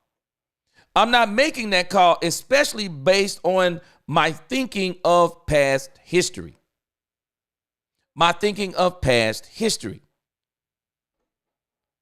If I know my quarterback had a broken thumb, came back early, and I saw some of the results of those out routes in particular, it was like he couldn't quite get the out routes. Do you think I'm throwing that? I'm not, because it's called situational football. I understand the situation I'm in. I also understand the situation of my players. I'm probably not going to do that. For example, if I got a shaky left tackle or my left tackle has been getting blowed off the ball all day long, I got a funny feeling that if I want to run a bootleg, I'm not going to run it to the left. If anything, if I'm going to run a bootleg, I'm going to run it to the right because my right tackle, on the other hand, my right guard, on the other hand, they've been crashing the line. So if I know that I got my advantage on the right side, then I'm going to run that play to the right. Not to mention when you just start thinking about the personnel the Cowboys had. The personnel itself. I'm telling you, man, situational football and coaching matters. We can't just blow off stuff the way we blow it off so quick. You call the pass play, Real Fan One, that fits the situation. And me, I haven't coached professional football. I'm just telling you about me. My thought process when I get in the red zone, if my quarterback is going to drop back to pass, I'm going to try to make sure that he always has some form of safety valve. I always want to check down. I'm always going to figure out plays to where I never want to pin him to a corner to where, or paint him in a corner to where the first option is the only option. I want to be able to coach him to say, if you look and see it's not there, I want to always make sure you have that underneath. And, hey, I'm in his ear even calling the play, bro. Hey, man. Understand where we are, Dak. Understand where we are. This is 1st and 18. This is 1st and 2. We're on the 18-yard line. There's a minute and 18 seconds to go. Hey, we got an opportunity here. So whatever you do, if this throw isn't there, don't throw it. If it isn't there, don't throw it because, again, the out route, it is a quick decision. There are so many things, man. You got to be reading. Like, what is the coverage? What kind of coverage is the cornerback? How is he on that wide receiver? Is he playing press coverage? Is he playing off coverage? If he's playing press coverage, you're going to probably complete that pass. You can probably complete that out route because the moment he presses, wide receiver pushes past him, he's probably going to be trailing or whatever the case may be. So you could probably put one quick move, go to the out, boom, you got it. But if he's playing off a little bit, he's going to wait for you to run into him. And if you run into him or you run to him and then you try to break out, oh man, he digs in and he already knows what it is. Boom, I'm going to dig in because this is going to be a throw. And the very aggressive cornerbacks, you can get him on a double move because if he goes out and then goes up, oh, you got him on a double move. We watched Trayvon Diggs got beat on it. I think it was in maybe one of our, I think it was the Atlanta game where you get beat. And I'm not sure. No, that wasn't. It wasn't outright he got beat on. He got beat on the crossing route. But again, anybody who's played cornerback, aggressive cornerbacks, you got to be real careful throwing out routes on them. Because the moment they see that wide receiver make that step like he's going out, boy, they dig in. They dig in and I'm telling you, they'll take a chance on it. And again, if we think about that season, man, Dak was struggling. I remember Dak was struggling on those out routes, man. Dak was struggling on those out routes. He was. It was a very dumb play. And I'm not talking about hindsight is 2020. I can remember what I was saying when they ran the play. I said, this is stupid. Who runs that play on 2nd and 2? You don't run that play. That's a dumb play to call down there. It really is. With a minute and 18 seconds to go, 2nd and 2, the situation of this game, how tight it is. Dumb. And it was one of those plays that turned the game. It really did. To the feedback from fans that you heard during the season was related. Oh, and let me answer this about Joe Milton. We're gonna finish this with Joe Milton, but I think he's saying something very interesting about Milton. While that coaching staff didn't get a chance to be there while Milton was there. So, do we think they didn't go back and look at tape on Joe Milton? I would find it hard to believe that they didn't go back and look at tape on Joe Milton. I mean, if they didn't look at tape on Joe Milton to at least see what he was, I mean, that's crazy to me.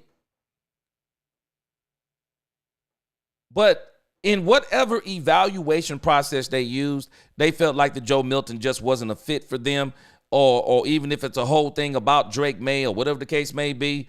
But again, when we're talking about Joe Milton, I think we need to really understand something that we're saying that's totally destroying our own arguments about Joe Milton. There is no way, I do not believe that if they thought Joe Milton was that good, they have no ties to Drake May. It's a new coaching staff. They have no ties to him. Why would they let go of let go of Milton when you literally have a great opportunity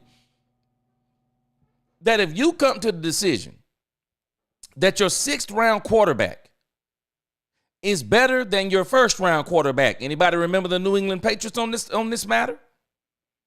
If you come to the conclusion that your 6th round draft pick quarterback is better than your 1st round draft pick quarterback, you don't just get rid of the 6th round draft pick quarterback who's better than the 1st so that you can massage the ego of the 1st round quarterback. No, you know what you say? Man, we have an opportunity here.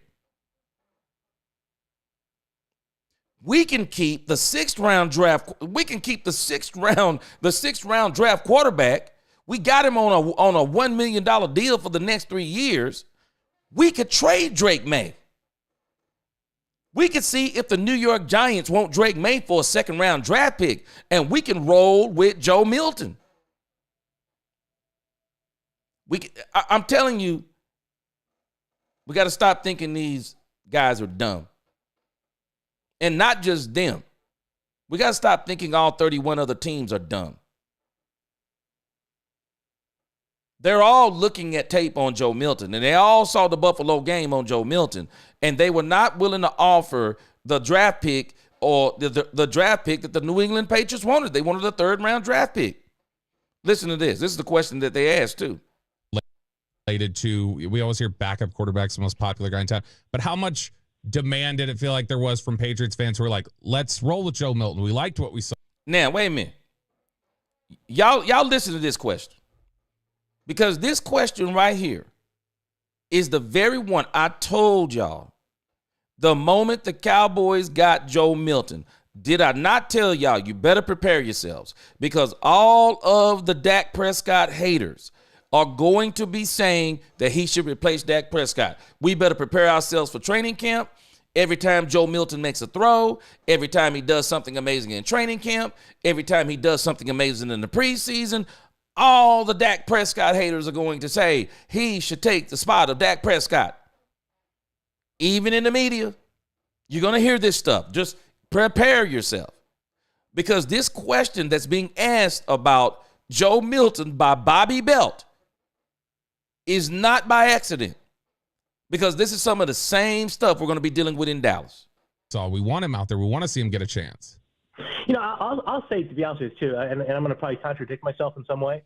I don't think we got that, because what people saw of Drake May was encouraging enough, and at times, and I'll go back to the play at the end of regulation against Tennessee. They were saying, why wasn't this guy in there to start the season? Why did they wait until Houston in the middle of the season to put Drake May in there? By the end of the season, though, after that game in Buffalo, I think, I think some people, had a pretty high and inflated opinion, perhaps, of Joe Milton. In case Drake May stumbles, you would probably hear more from those people on Sports Talk Radio here. But I don't think, during the course of last year, there were any of those calls. Milton was really largely an unknown to fans, except for the fact that, they knew this guy did backflips on a daily basis on the practice field at training camp, had a rocket arm, and was big and mobile and really looked the part. Bob, last aspect of the trade, Jordan Schultz said that other teams were interested and the Patriots had a better offer, but chose to send him where he wanted out of respect for him. Boston Sports Talk lost their mind over this yesterday. Why would you do a favor to a 6th-round first-year player? What do you make of that report? Yeah, well, Jordan's, he's an established reporter, and I have no reason to doubt his reporting on this, and I can completely understand. I guess it goes back to my initial reaction of some mild disappointment that the Patriots dealt Milton to Dallas if they had a better offer to send him elsewhere. And maybe part of that, I don't know for sure, was conference related, division related.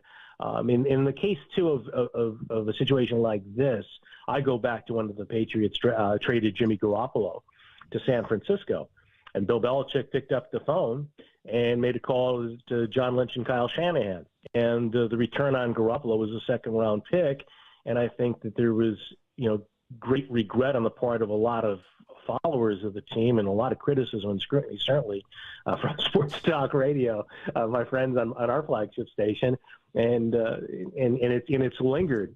Really, I think it lingered from that point in time when Jimmy was dealt away through the end of Bill's tenure. Frustration, why didn't you get more for this guy when you had such a valuable asset? And so I think that the feeling of doing another team a favor or doing the player that solid. Why do that at the expense of getting more for the player? And the feeling when Belichick made that trade of Garoppolo to San Francisco is that he wanted to put him in a good place, really had a lot of respect for Kyle Shanahan, and wanted to see Jimmy do well. When you had a team like Cleveland that, going back to the Combine that year, was sending every signal that they were very interested in Jimmy Garoppolo, and perhaps the Patriots could have gotten a lot more in return for him. So I think that's part of the background when it comes to that discussion here locally.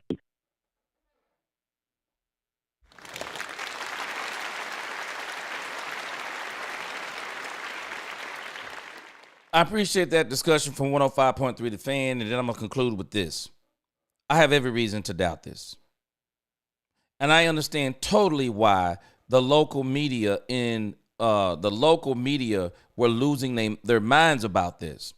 Because I said this the other day. I'm just being honest with you. I would flat out fire my GM. I would fire him. I would fire my GM. If we got a quarterback that we want to get rid of, and there was a team offering a 4th-round draft pick, And rather than trading this quarterback to that team for a 4th-round draft pick, we trade this quarterback who's done nothing in the grand scheme of things. He's done nothing in the grand scheme of things, and we got a whole new coaching regime. What do we owe him? What do we owe him to where we're going to say we're not going to help our team, but because we like Joe Milton, we're not going to get a 4th-round draft pick. We'll take a 5th and give up a 7th. Stop it. Stop it. I'm not believing this garbage for 1 second. Show me. Tell me who it is. Show me. Show me the team. The only way this would make sense to me is that they didn't want to trade him maybe to a divisional rival who they thought they may have to see him down the road again. It would be the only thing that makes sense. And the only team that I could see that would have a better offer for Joe Milton would be the Pittsburgh Steelers. But if the Pittsburgh Steelers were coming to the doggone New England Patriots talking about a 4th-round draft pick, 3rd round, and we know they couldn't get a 3rd. They put the 3rd out there. Nobody bid on it. We know they couldn't get the 3rd. So the only thing we could be talking about, if we're talking about a better offer, and this is why I do not believe it, and I believe it is total hogwash, and there needs to be some context to it. They put him out there for a 3rd. Nobody bid. Nobody bid on the 3rd. It's already been verified. Nobody bid on the 3rd. Brian Broaddus talked about it too. Nobody bid on the 3rd. So the only way the offer could be better than a 5th and giving up a 7th, it's only 2 ways it could be better. Someone was either offering a 4th-round draft pick, and if someone was offering a 4th-round draft pick, you're fired. Or someone was offering a 5th-round draft pick outright, and we didn't have to give them the 7th. That is when I start considering, well, if it's a divisional team, I'm not tripping on that 7th. I'm not tripping on the 7th-round draft pick. We'll go ahead and give that because we don't want to see him, blah, blah, blah.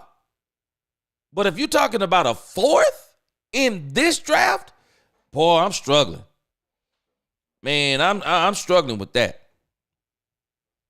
I think it's garbage, but I would love to hear the context on it. But again, we're gonna move on from Joe Milton. That took a little bit longer than I wanted to, but again, we got time.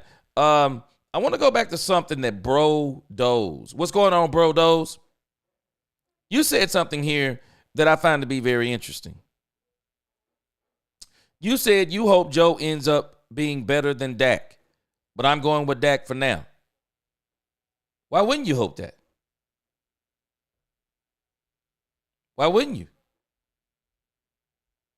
There's nothing wrong with hoping he's better than Dak. But just understand this. Boy, he's going to have a heck of a career. He's going to have a heck of a career in a short amount of time to even be close to Dak Prescott. Boy, you want, especially if you think that this guy in the next 4 years, that he may be the future quarterback of the Dallas Cowboys. Well, of course you would want him to be better. But I'm going to tell all of us, man, we need to really pump the brakes on Joe Milton. We need to pump the brakes on Joe Milton because, again, I don't really understand why Joe Milton wanted to come here unless he thought or he thinks that Dak Prescott may not stay healthy and that he can beat out Will Grier. He didn't even prove in New England that he was really that capable of tearing it up to the point of being moved up the depth chart to where he could pressure Drake May. They didn't keep him. They got another backup instead. I'm telling you, that don't make sense to me, but I'm going to leave that where it is. But coming to Dallas, maybe he thinks he has a chance because Dak won't stay healthy. But in the grand scheme of things, if I'm a quarterback, the only way I'm coming to Dallas is that somewhere in my mind, I don't think he's going to stay healthy. And that I can beat out the backup quarterback. And that I'm going to get an opportunity to be able to start some serious games. Because Joe Milton, I'm telling you, you might not even see him play enough. You might not even see him play enough to do anything. You just might not see it. And I'm telling y'all again, mark my words, Will Greer's going to have something to say about this. Will Greer's going to have something to say about this. Will Greer can play too. He can.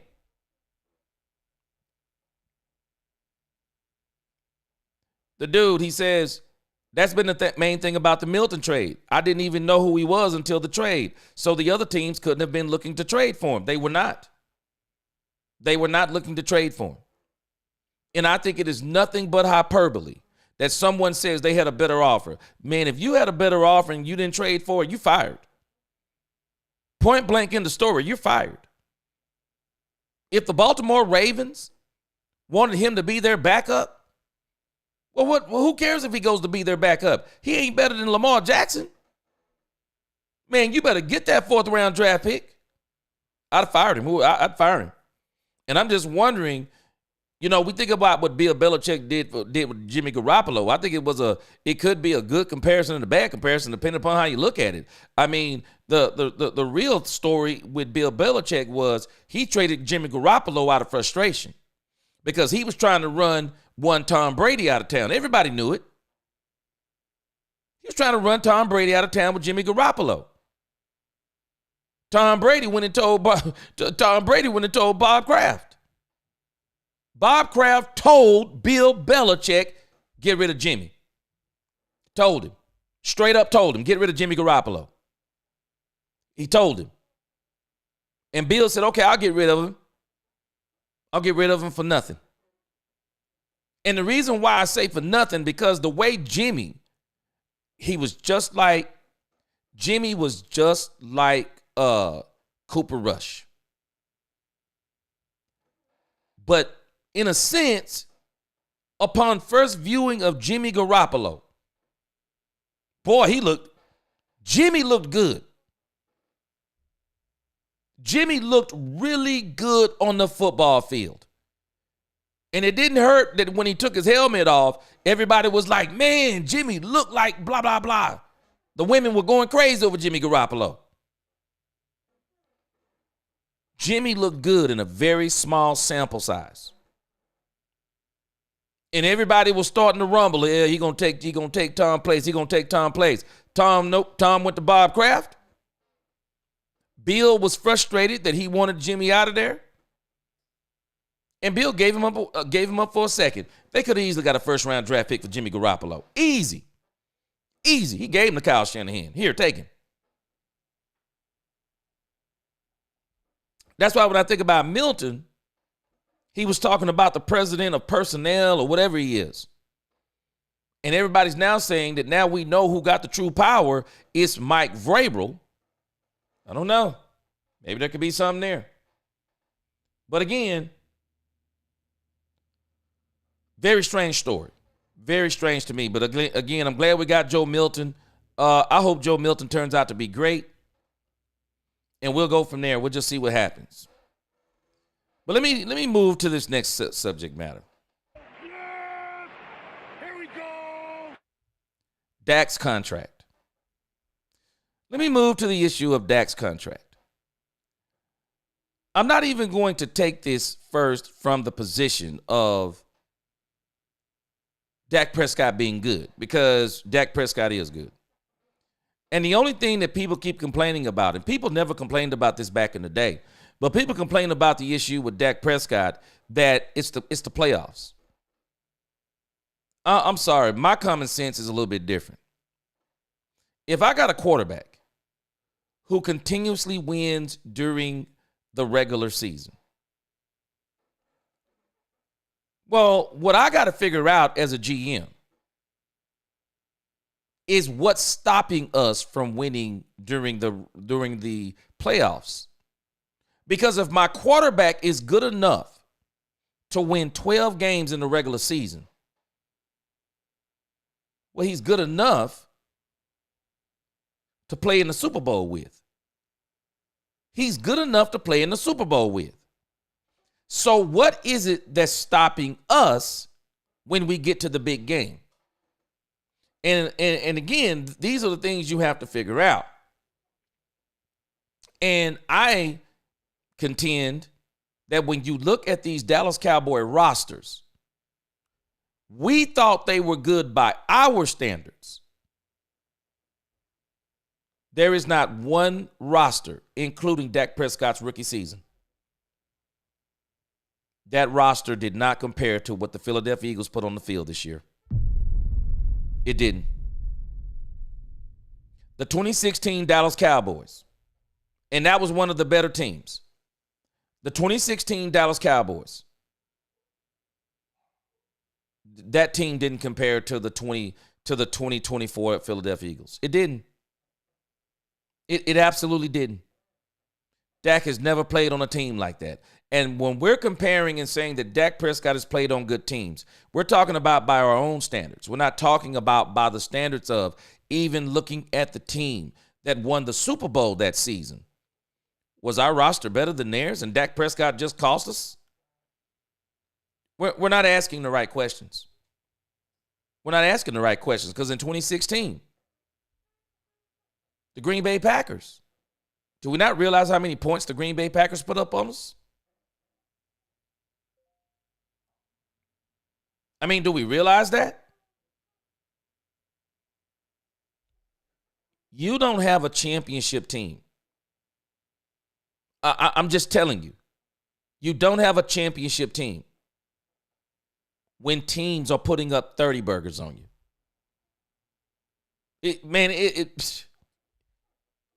And even if you get to the championship, boy, it's going to be hard for you to win if a team puts up 30 burger on you. It's hard. Championship teams, it's typically the defense. The defense sets the tones of those games a lot of times. They do. The defense sets the tone of those games. You look at some of these Super Bowls we've had over the past few seasons with all these great players on the field. Man, these Super Bowls, some of these things have been low scoring. They've been low scoring because of the defenses. These defenses keep getting better and better and better. And when you think about the Cowboys, we have not had no lights out defenses. We just haven't had lights out defenses. We haven't. Doesn't mean we haven't played some good defensive games. We just haven't had lights out defenses. And that becomes one of the problems. But without talking about the playing of Dak Prescott, it's amazing to me that people say that no one has talked about this. Well, anybody who's been following my channel, I've been talking about this. I'm just telling all the Dak Prescott haters, Dak Prescott is here to stay. I said this long before this article wrote it. Landon Holyfield. Let me show you what he writes in this. Cowboys' major Dak Prescott decision tied to new quarterback contract secret. Dallas Cowboys quarterback Joe Milton isn't here to replace Dak Prescott.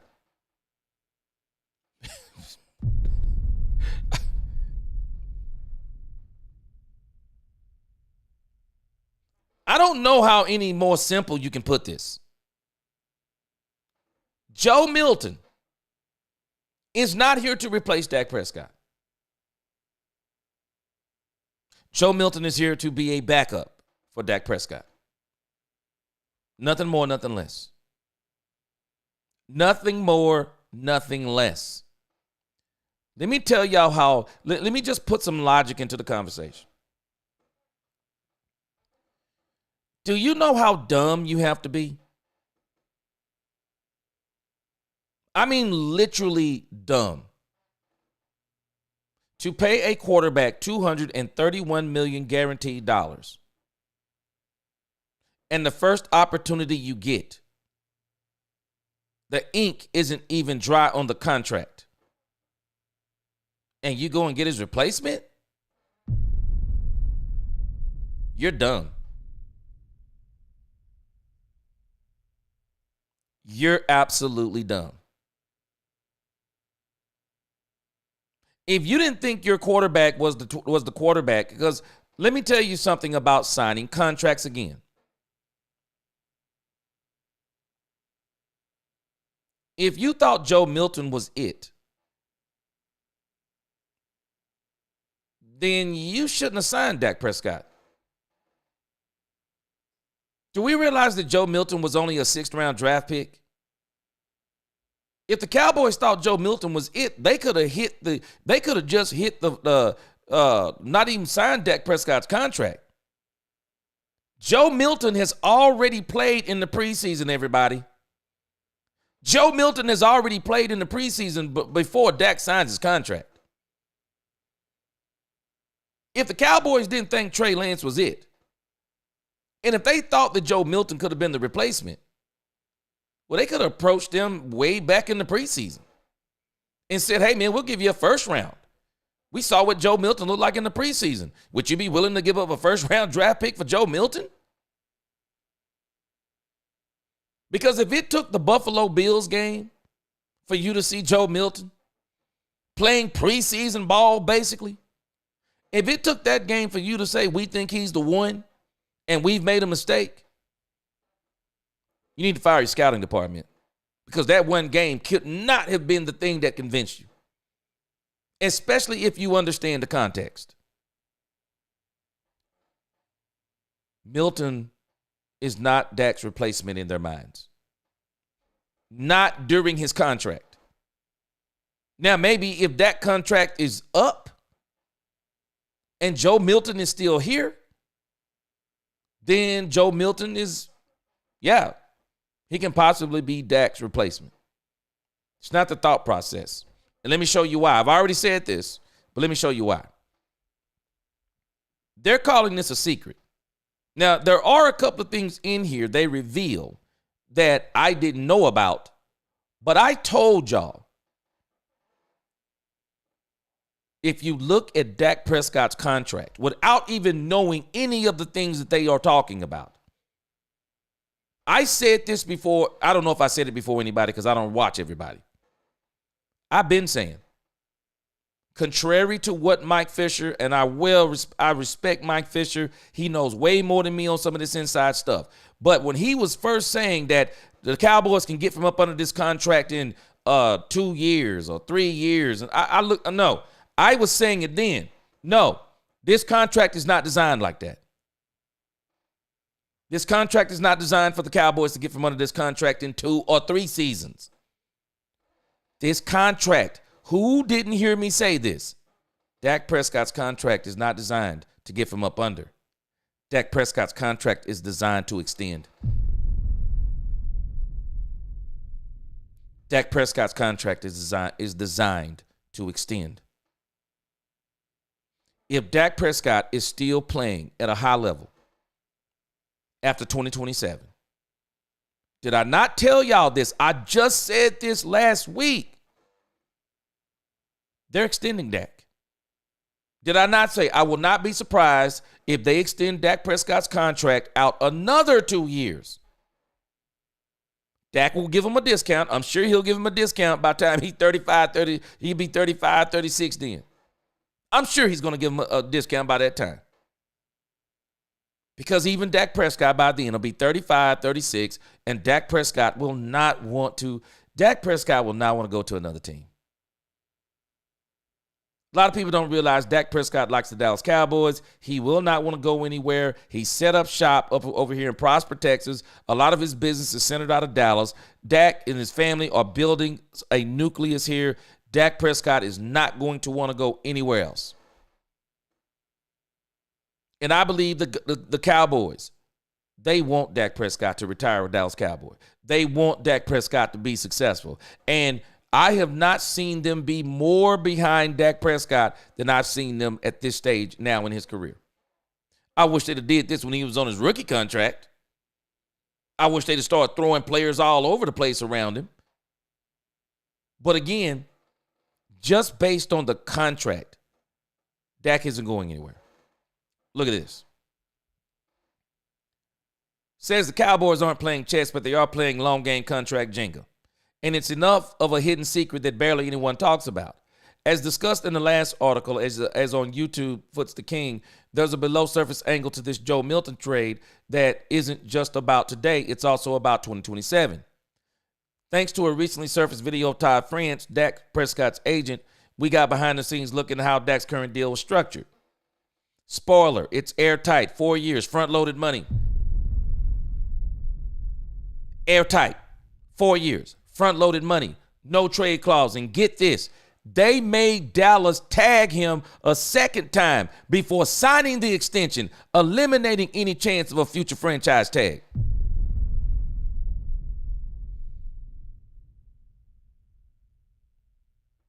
Dak isn't going anywhere. Dak Prescott isn't going anywhere. I'm just telling you he's not. No one talks about it, but a third tag is possible at 144% of the second, and France made sure it would never get that far. Dak Prescott isn't going anywhere. And a lot of us may be thinking, wow, Todd France and blah, blah, blah. No. This is not just about Todd France. Jerry and Steven didn't have to do this contract. They signed it because they wanted to. This is the part that's going to hurt people's feelings. Jerry and Steven signed Dak Prescott's contract because they wanted to. How weak is this year's draft for quarterbacks? How weak is it? It's very weak. Nobody's talking about any quarterbacks outside of Cam Ward and Shedeur Sanders. And a lot of scouts were saying they don't have first-round grades on either of them. There have been some of these people they've been fighting and saying, no, they are first-rounders. Well, it is what it is. I told people this months ago. You don't sign a quarterback to $231 million unless you're looking at what quarterbacks are going to be available in free agency. What does the draft look like? What will it even look like in 2 years? You look at all of these scenarios before you sign that quarterback to a $231 million deal. And the reason why they signed him to this deal, it makes perfect sense. Look at this quarterback draft class.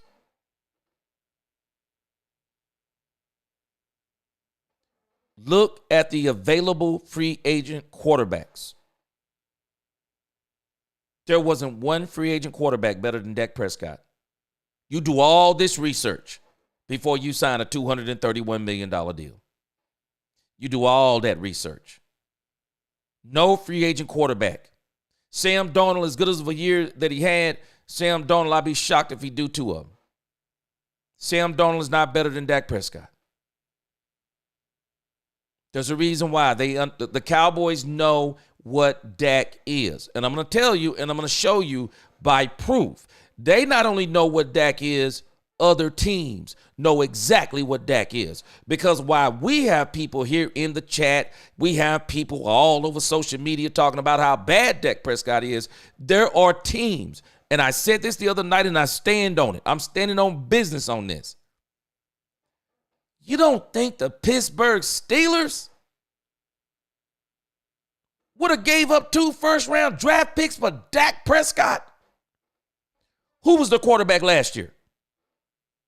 Russell Wilson. Justin Fields. Neither one of them were good enough with that defense. They were not good enough to help that team win. You don't think that Mike Tomlin would have much rather had Dak Prescott? Much rather had Dak Prescott. And then going into the draft this year, the Pittsburgh Steelers still don't have a quarterback answer. They're looking at Aaron Rodgers, and he's like holding them hostage. They're trying to find a quarterback. You don't think that they're already knowing that if we go in the first round of this draft this year and get a quarterback, we will be back in the draft next year looking for a quarterback. We'll be in the draft in less than 2 years looking for a quarterback, because any quarterback we get right now, we're taking a chance on them because we don't even think there's any first-round grades on any of these quarterbacks. So you don't think the Pittsburgh Steelers would have gladly given up 2 first-round draft picks to the Dallas Cowboys and took Dak Prescott over Jameis Winston and taking Dak Prescott over Russell Wilson and Justin Fields, and now this year, fill in the blank?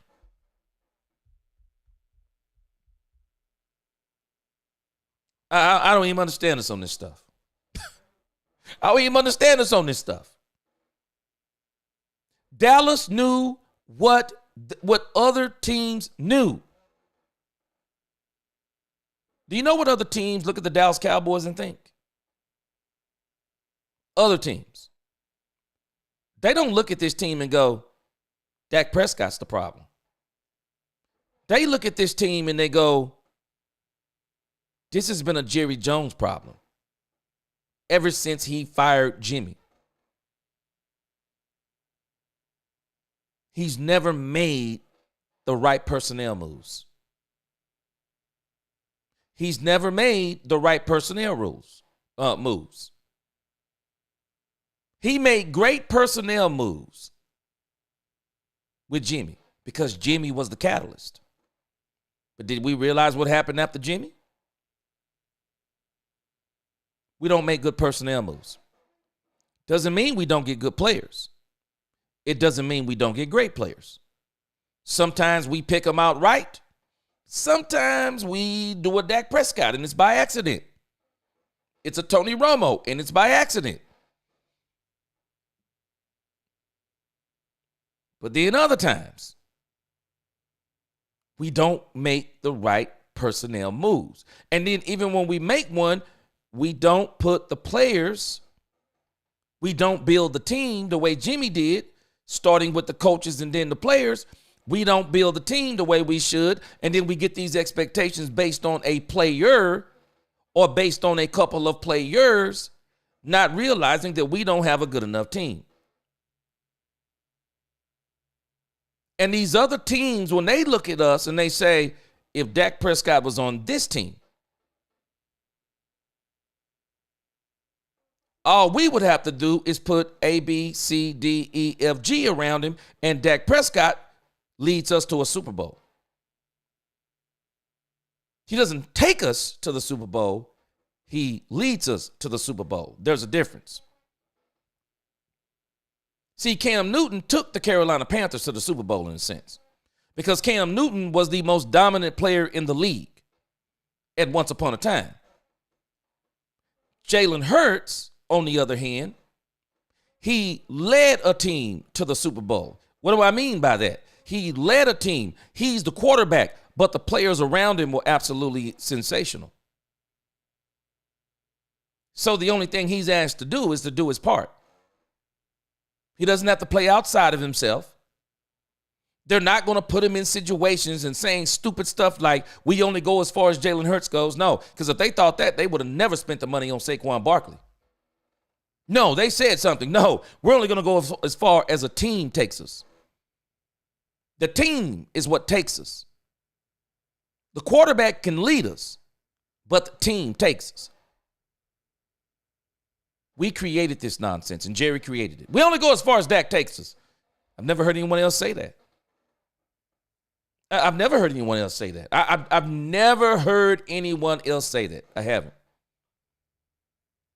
And this is why when they started doing all these contract negotiations and the way they try to do these negotiations with Dak Prescott, this is the very reason why that Dak Prescott allowed his agents to just hit the Dallas Cowboys with Hurts in the pockets. And you make them manage it because that's what their job is. And so they made sure that the Cowboys cannot in any form or fashion screw Dak Prescott over. They devised a way to include essentially a lifetime no-tag clause in the contract signed in 2021. France was thinking 2 steps ahead, giving Prescott all the leverage for the next deal. Wait a minute, what? Yeah, the next deal. And that's exactly what he got on this deal. And now, this deal. Dak Prescott is set up again to where the Cowboys are going to have to make a decision. And I think that decision is going to be they're probably going to extend Dak Prescott. So the timing that they're talking about is the Cowboys have Joe Milton left on, they got 3 years of control of Joe Milton. They can get from under Dak Prescott's contract 2027. That gives Dallas 3 seasons to evaluate Milton. Let him develop and decide if they want to extend Dak again or pass the torch. They almost certainly can't and won't allow Dak to enter the final year of his current extension without doing 2 of the aforementioned things. You want to know what those 2 things are? I said this, didn't even know none of this. All I had to do was look at the contract. All any of us had to do is look at the contract. The secrets are fine. The context is great. I love the context. I didn't have to look at that. I told y'all this before I even saw this. The Cowboys will either let Dak help them find a suitable trade destination, or let me highlight this. For all of you Dak Prescott haters, read it and weep. They will extend him again.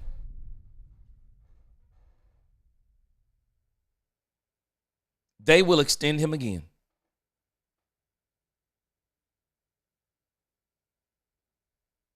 I'm just going to tell you what's going to happen. And don't let me say I'm going to tell you what's going to happen. I'm going to tell you what I think that's going to happen and what is more than likely going to happen. Exactly what I told you was going to happen. They're going to extend Dak Prescott. Unless Dak Prescott falls off a cliff, they're extending Dak Prescott. I don't care what anyone says. I said it way before this article. Hey, man, these secrets, they good. They great. I said this before the article. Let me show you. It's common sense. You don't, hey, this stuff is great to know behind the scenes, but I'm sorry, this contract is common sense. It's common sense if you just know how to read just a little bit. I'm not a capologist by any stretch of the imagination. I am not a capologist, but I just kind of know when you give me simple math, I can tell you what simple math says. Guys, this is simple mathematics. Look at this contract. Now, I didn't hack into Jerry Jones and the Dallas Cowboys laptop and personnel. This stuff is readily available on the internet. They got 3 years to evaluate Dak Prescott. Here it is right here. They have 3 years to evaluate Dak Prescott. 3 years. They've already knocked money down into the void years to lessen the impact of that contract. You know, it's strange that this is a 4-year deal, and they put 4 void years into the deal. Strange, isn't it? It's not strange. The void years are there for them that every single season they are going to take this number and they're going to take 14 million off the top, maybe even 20 million. They might even take 24 million. They'll scrape 24 million off the top and they'll put 24 million down there. They'll scrape over here. They'll scrape off another 18. Maybe they'll scrape off 9. Maybe they'll scrape off 10. And they'll put that on 2031. And then by the time they get to 2028, they can walk away from Dak Prescott at the end of the 2027 season. Let me tell you how I believe this is going to go. This article is comical to me from this perspective. This is comical. Let me read this part again. Wait a minute, I think it's right here. Let me read this comedy.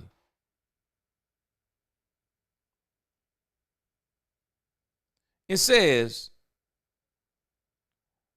they almost certainly can't and won't allow Dak to enter the final year of his current extension without doing one of the 2 aforementioned options.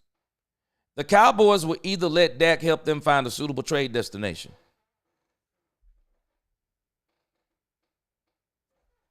Why would he do that part? Why would Dak do that part? Why would Dak help the Cowboys find him a suitable trade destination? Why would he do that? No, cut me. It's not my job. I have a no trade clause. And I'm not going to help you. I'm not going to help you trade me. Unless I know there's a team that I want to go to that I think if I go to that team, I'm winning the Super Bowl that next season. But why would I get you to help me do that? Why would I get you to help me? When I got you in a headlock and a figure four, cut me. I go where I want to. Oh, wait a minute. Let me tell you how crazy this article is. So the trade would help the Cowboys and help Dak. Why would I want to help you? You're telling me you don't want me no more. So you're going to tell me you don't want me no more, but you want me to help you on the way out the door. To put me on the team so you can benefit from me leaving and you get a player for me. Cut me. Cut me. Figure out all this compensatory, whatever, however they do all this. Cut me. Because I'm going to go get paid somewhere else. This part right here, it ain't happening. Dak Prescott is not, and I say it's not going to happen. I say more likely than not, it's not going to happen.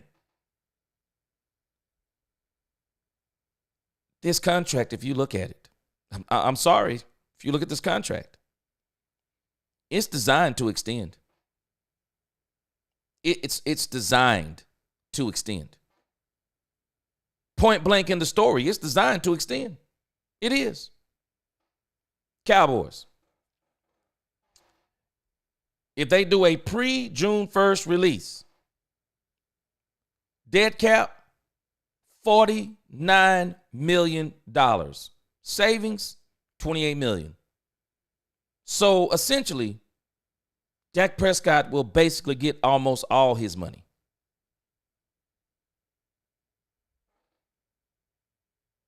Pre-trade, June 1st. Dead cap, $32 million. You save $45 million. This ain't happening. It ain't happening. Why am I going to help you? It ain't happening. You can cut me and I can go where I want to. It's not happening. This is why Russell Wilson didn't play this game. You don't want me? Cut me. I do what I please. You're not going to get to direct me to where you want me to go. Maybe you don't want me to go to a team in the division that is a quarterback away from winning the Super Bowl again. I find it hard to believe that Dak Prescott is going to work with the Dallas Cowboys to trade him. No, they're either going to cut him. No, there are only two scenarios to me. They're either going to cut him or extend him. Post June 1st release. Dead cap, $40 million. Dead cap in 2029, $9 million. Savings, $38 million. Dak Prescott essentially is going to get all of his money. Post June 1st trade, might as well put an X through that. Dead cap, $40 million. 2028, dead cap, $9 million in 2029, savings, $55 million. That one is not happening. It's not happening. Because if I'm Dak Prescott, I'm not helping you do anything. If you don't want me anymore, prove it. Prove it. How much will Dallas have seen from Joe Milton? Because I'm telling you right now, all you Shady McCoy folk out there, I don't think Jerry will do what the Denver Broncos did. And people, the salary cap is going to go up. Man, you can tell me the salary cap is going to go up all you want to. You're going to take a $74 million hit. You're going to take a $74 million hit on Dak Prescott. So you telling me that's what you're going to do. So this is what you're going to do. Hold on a second. So you telling me that if Joe Milton happens to get into the game and just kill it, So you telling me that you're going to tell Dak Prescott you out the door in 2026? You telling me this is what you're going to do? You going to take a $130 million cap hit? Savings minus $55 million? Y'all don't realize what Todd Friends did. They fixed this contract to where it only works if Dak Prescott is on the team. These dudes genius. They created a contract that only helps the Cowboys if Dak Prescott is on the team. You feel me what I'm saying? Tell me anything you want to about Joe Milton. The Vampire Lestat in Interview with a Vampire. I'm paraphrasing, but this is basically what he told him. You think life is terrible with me? Imagine what life would be like without me. Cowboys would be crippled. Cowboys would be crippled if they cut Dak Prescott, even with Joe Milton being on a $1 million salary, even with a salary cap increase. The Dallas Cowboys would be crippled. They wouldn't be able to do nothing. Absolutely nothing. I'm telling you, the Cowboys would be in cap hell. Pre-trade June 1st, $89 million, $15 million. No, it ain't happening. Because if I'm Dak Prescott, it's not happening. Oh, you don't want me? You're not trading me. I'm not going to take away from the team I'm going to and take away a draft pick from the team I'm going to help you get a draft pick and help the quarterback you're replacing me with. No, you're going to cut me. Same thing kind of like Russell Wilson was thinking. Okay, Sean Payton, you don't like me? You don't want me? You going to disrespect me? You going to get in my face on the sideline? Meanwhile, Bo Nix on your face? And then you, rather than you getting on Bo Nix the way you got on me, you going to say that, oh, Bo Nix, that's his competitive nature. But you going to trash a respected veteran quarterback on the sideline in front of his teammates. Sending the message of, I don't want you here. No, I'm not helping you. Cut me. Cut me. Look at this. Dead cap 2026, $74 million. Dead cap 2027, $55 million. These guys did this contract. I'm telling you, it's a figure four headlock. I mean, this is literally a sleep hole. It's a sleep hole. The only way the Cowboys get out of this contract with Dak Prescott, they're going to have to be willing to eat it. They're going to have to be willing to eat it. And this is the very reason why I know. Y'all can tell me anything y'all want to. Man, we out here even looking for a backup quarterback. We wouldn't got one that was only on the hook for $3 million. We've been screaming for the Cowboys to get Trey Hendrickson, Keenan Allen. They wouldn't even play. They wouldn't pay for Cooper Kupp. Lost out on Eric Greenlaw. And we think, boy, people are killing me with these thought processes. And you think that Joe Milton is about to kick Dak Prescott out the door. Boy. Steven said it. Steven said in Dallas, the money stays on the field. The money stays on the field. And I'm telling you, this was no secret to me from the get-go other than the tag and all that stuff. Man, Dak Prescott is going nowhere unless he has a career-ending injury. He's going nowhere. And I'll be honest with you. They don't want Dak to go nowhere. They want Dak to win. Jerry and Steven wants Dak to be successful. They do. They want Dak to win.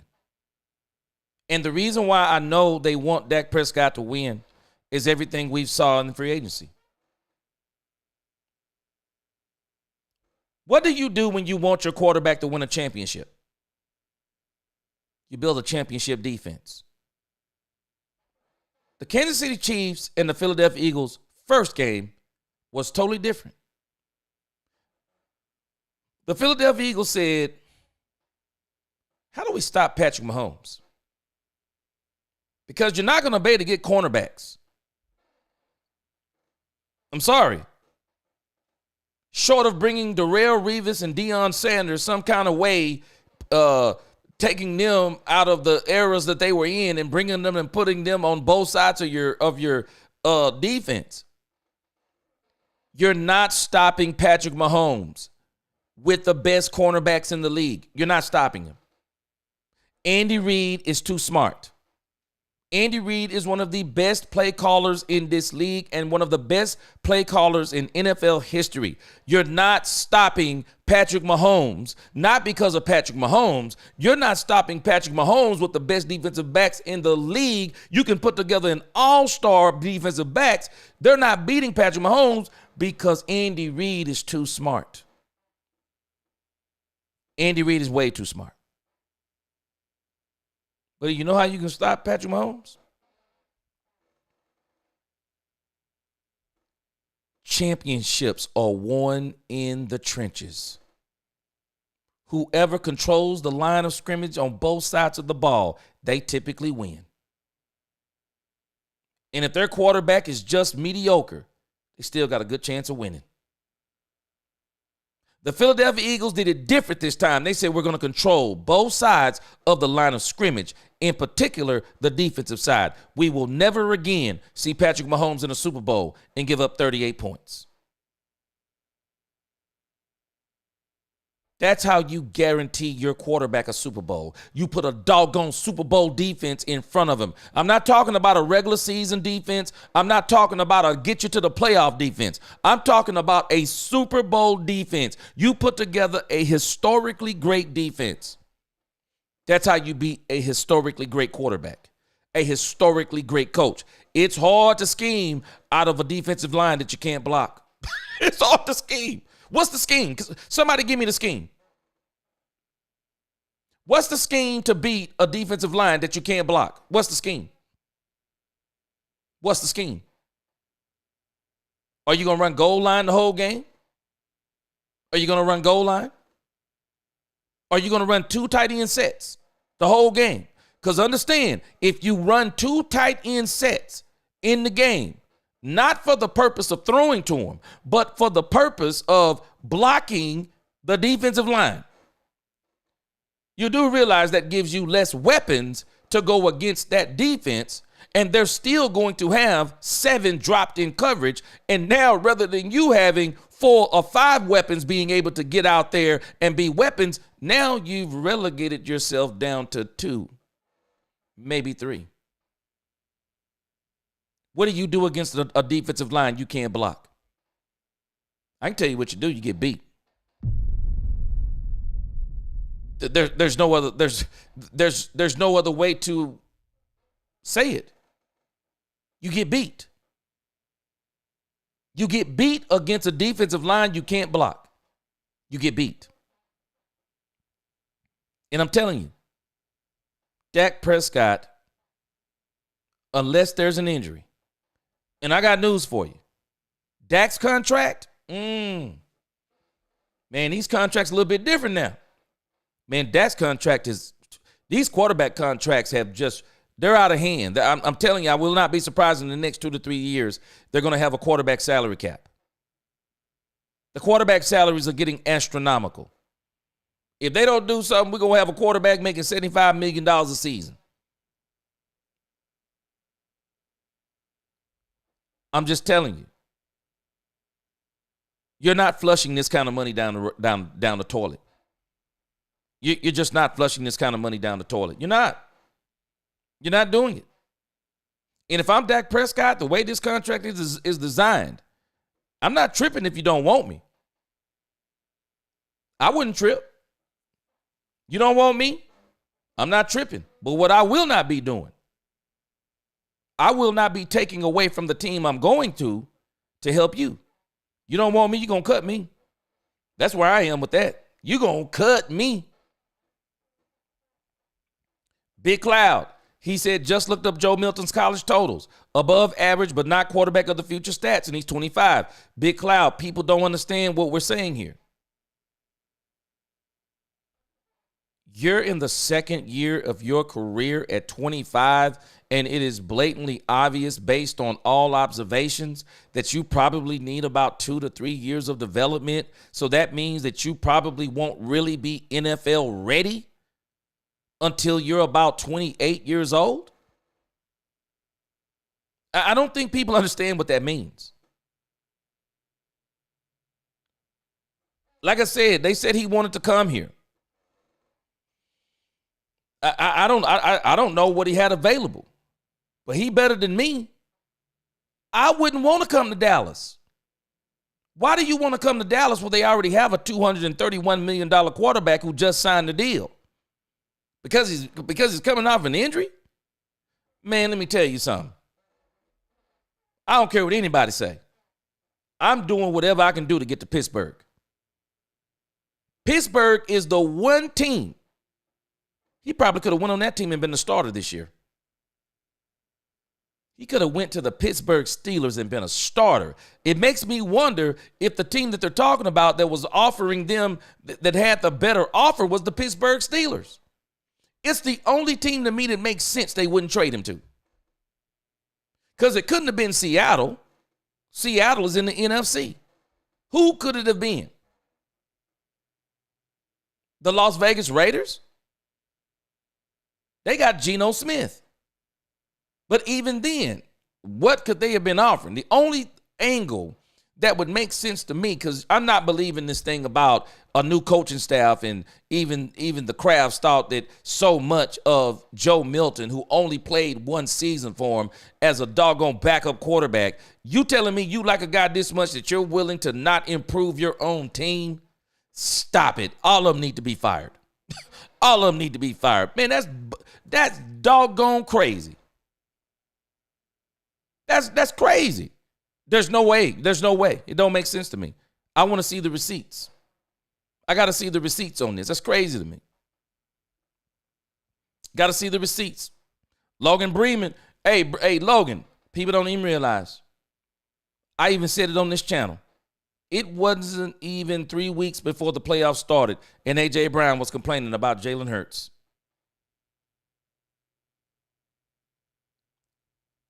This dude, Saquon Barkley, basically ran him to the playoffs. He ran him to the playoffs. Y'all hold on just a sec.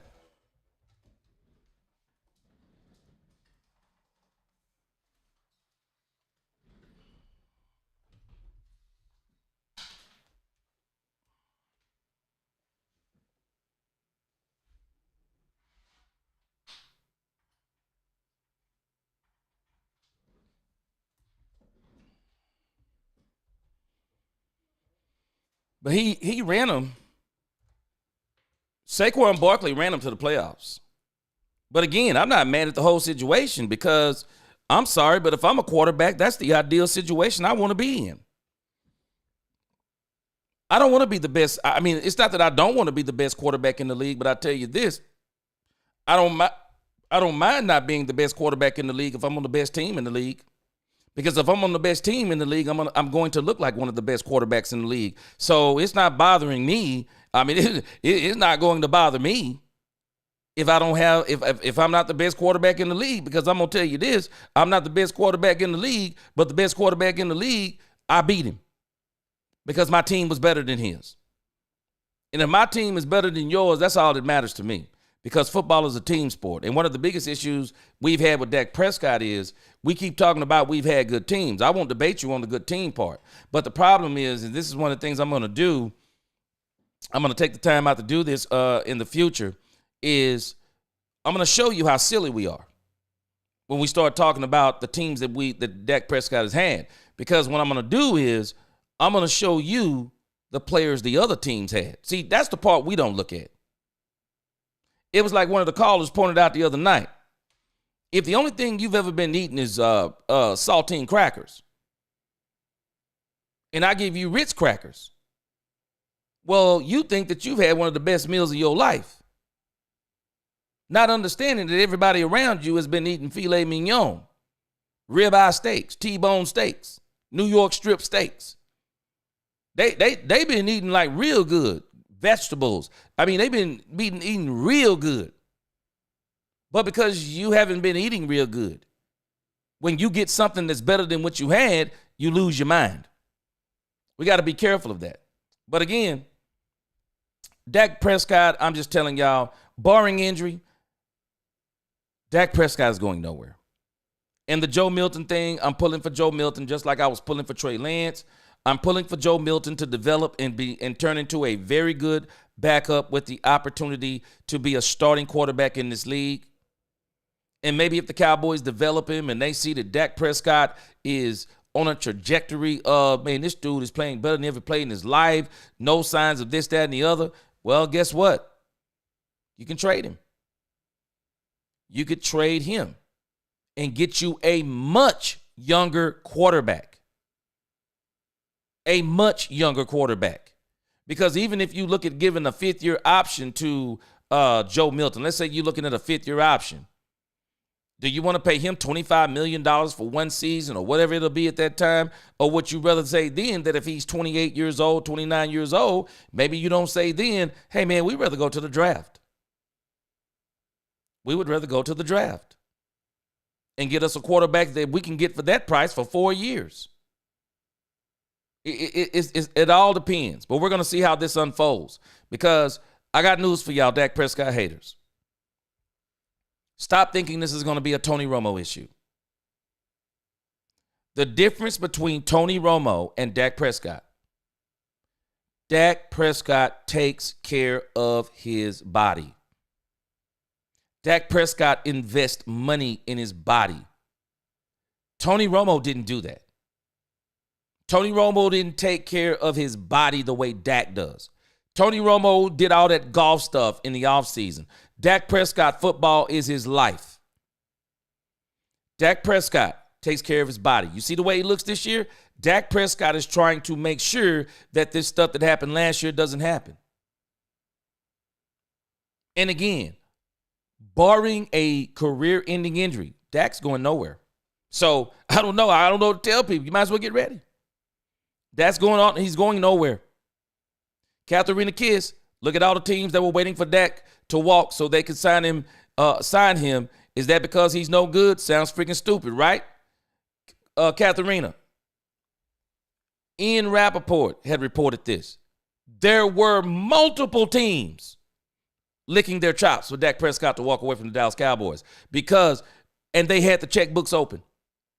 They were going to pay Dak Prescott because all the pundits, even Troy Aikman said, Dak may not get $60 million here, but he's getting it somewhere. Troy Aikman said that. Reginald Jackson, he said he could have gone to Dallas for the perks. Hey, that part too. That part too. Nisi says Joe saw what Jerry paid Trey for. Hold on. Nisi said Joe saw what Jerry paid Trey for holding the clipboard, so why not? Well, you know, the funny thing is, Nisi, he'll have to wait to see that payday, though. Because the Joe Milton contract, see, a lot of people don't understand something. This is another reason why I don't believe that that the Cowboys would walk away from Dak Prescott's contract unless it was an extenuating circumstance. Because Joe Milton's contract, you want to know what else attracted the Cowboys to him?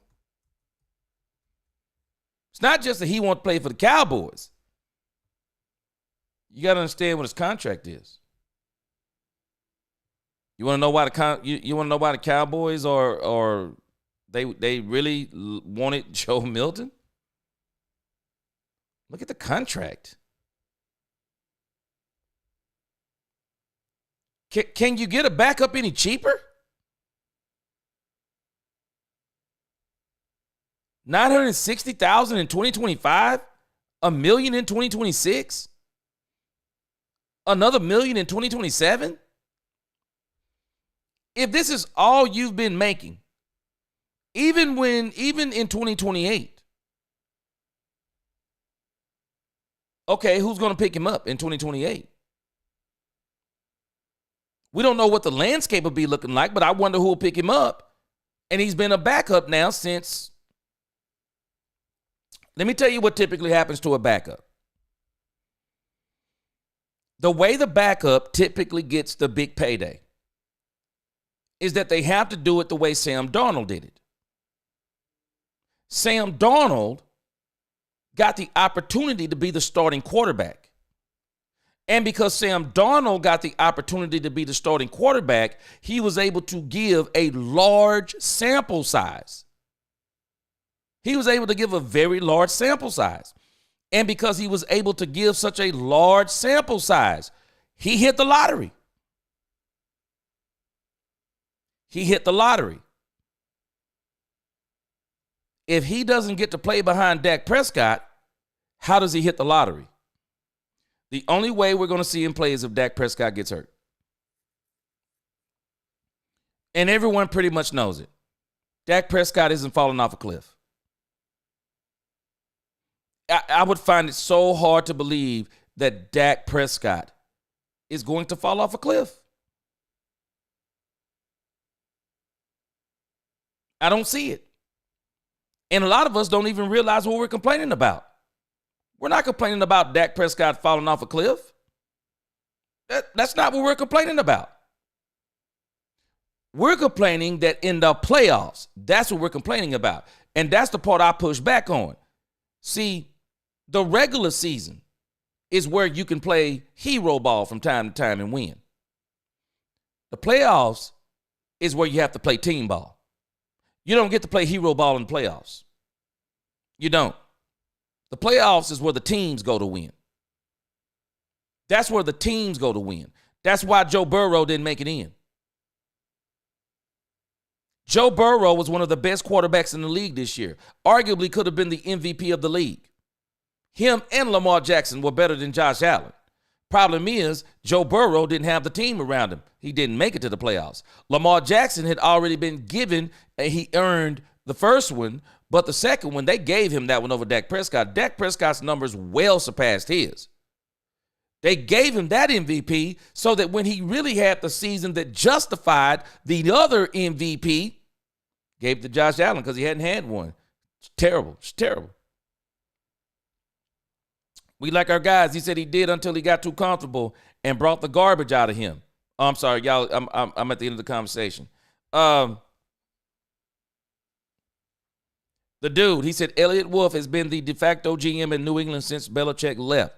With Vrabel now head coach, there could definitely be a power struggle going on. Yeah. For sure. Yep, I'm with you on that part. He said, the dude said it's not about being scared to move on. It's about not having nothing to move on to in a quarterback-driven league. That part too. And again, the dude, when you're talking about moving on from your quarterback, man, you got to look down the road. We got fans that want to go on a whim. Ooh, Trey Lance. He's taking Dak's spot. Throw Dak out. Have you looked down the road? Are we looking at how Trey Lance is developing? Can we stop looking at the fact that he's 6'4", runs a 4.6 40, elusive in the pocket, big rocket arm? Can we stop looking at that and just now start looking at the tape and how he plays quarterback? I'm just telling us. Bro Doze, appreciate you. He said this channel is great. Appreciate you.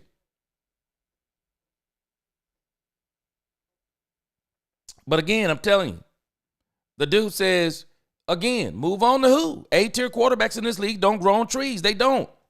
And Dak Prescott's don't grow on trees. When you're lucky enough to get a Dak Prescott in the 4th round, what the heck are you trading him for? That any season that he's not hurt, you're guaranteed double-digit wins. What are you getting rid of him for? No, figure out, okay, we got a quarterback that can win. What are we doing wrong? What are we doing wrong? And the Cowboys signing Dak Prescott is telling you they know they've been doing some things wrong. And other teams, I'm telling you, they don't think like us. We talk about these big games and Dak Prescott. I see my man Reginald. I appreciate your comment. He says he could be like Cousins. The lights and pressure's too much for him in big games. Well, did anybody know what they did to Jalen Hurts? Anybody know what they did to Justin Herbert? Anybody hear what they did to Josh Allen? Anybody see what they did to Lamar Jackson?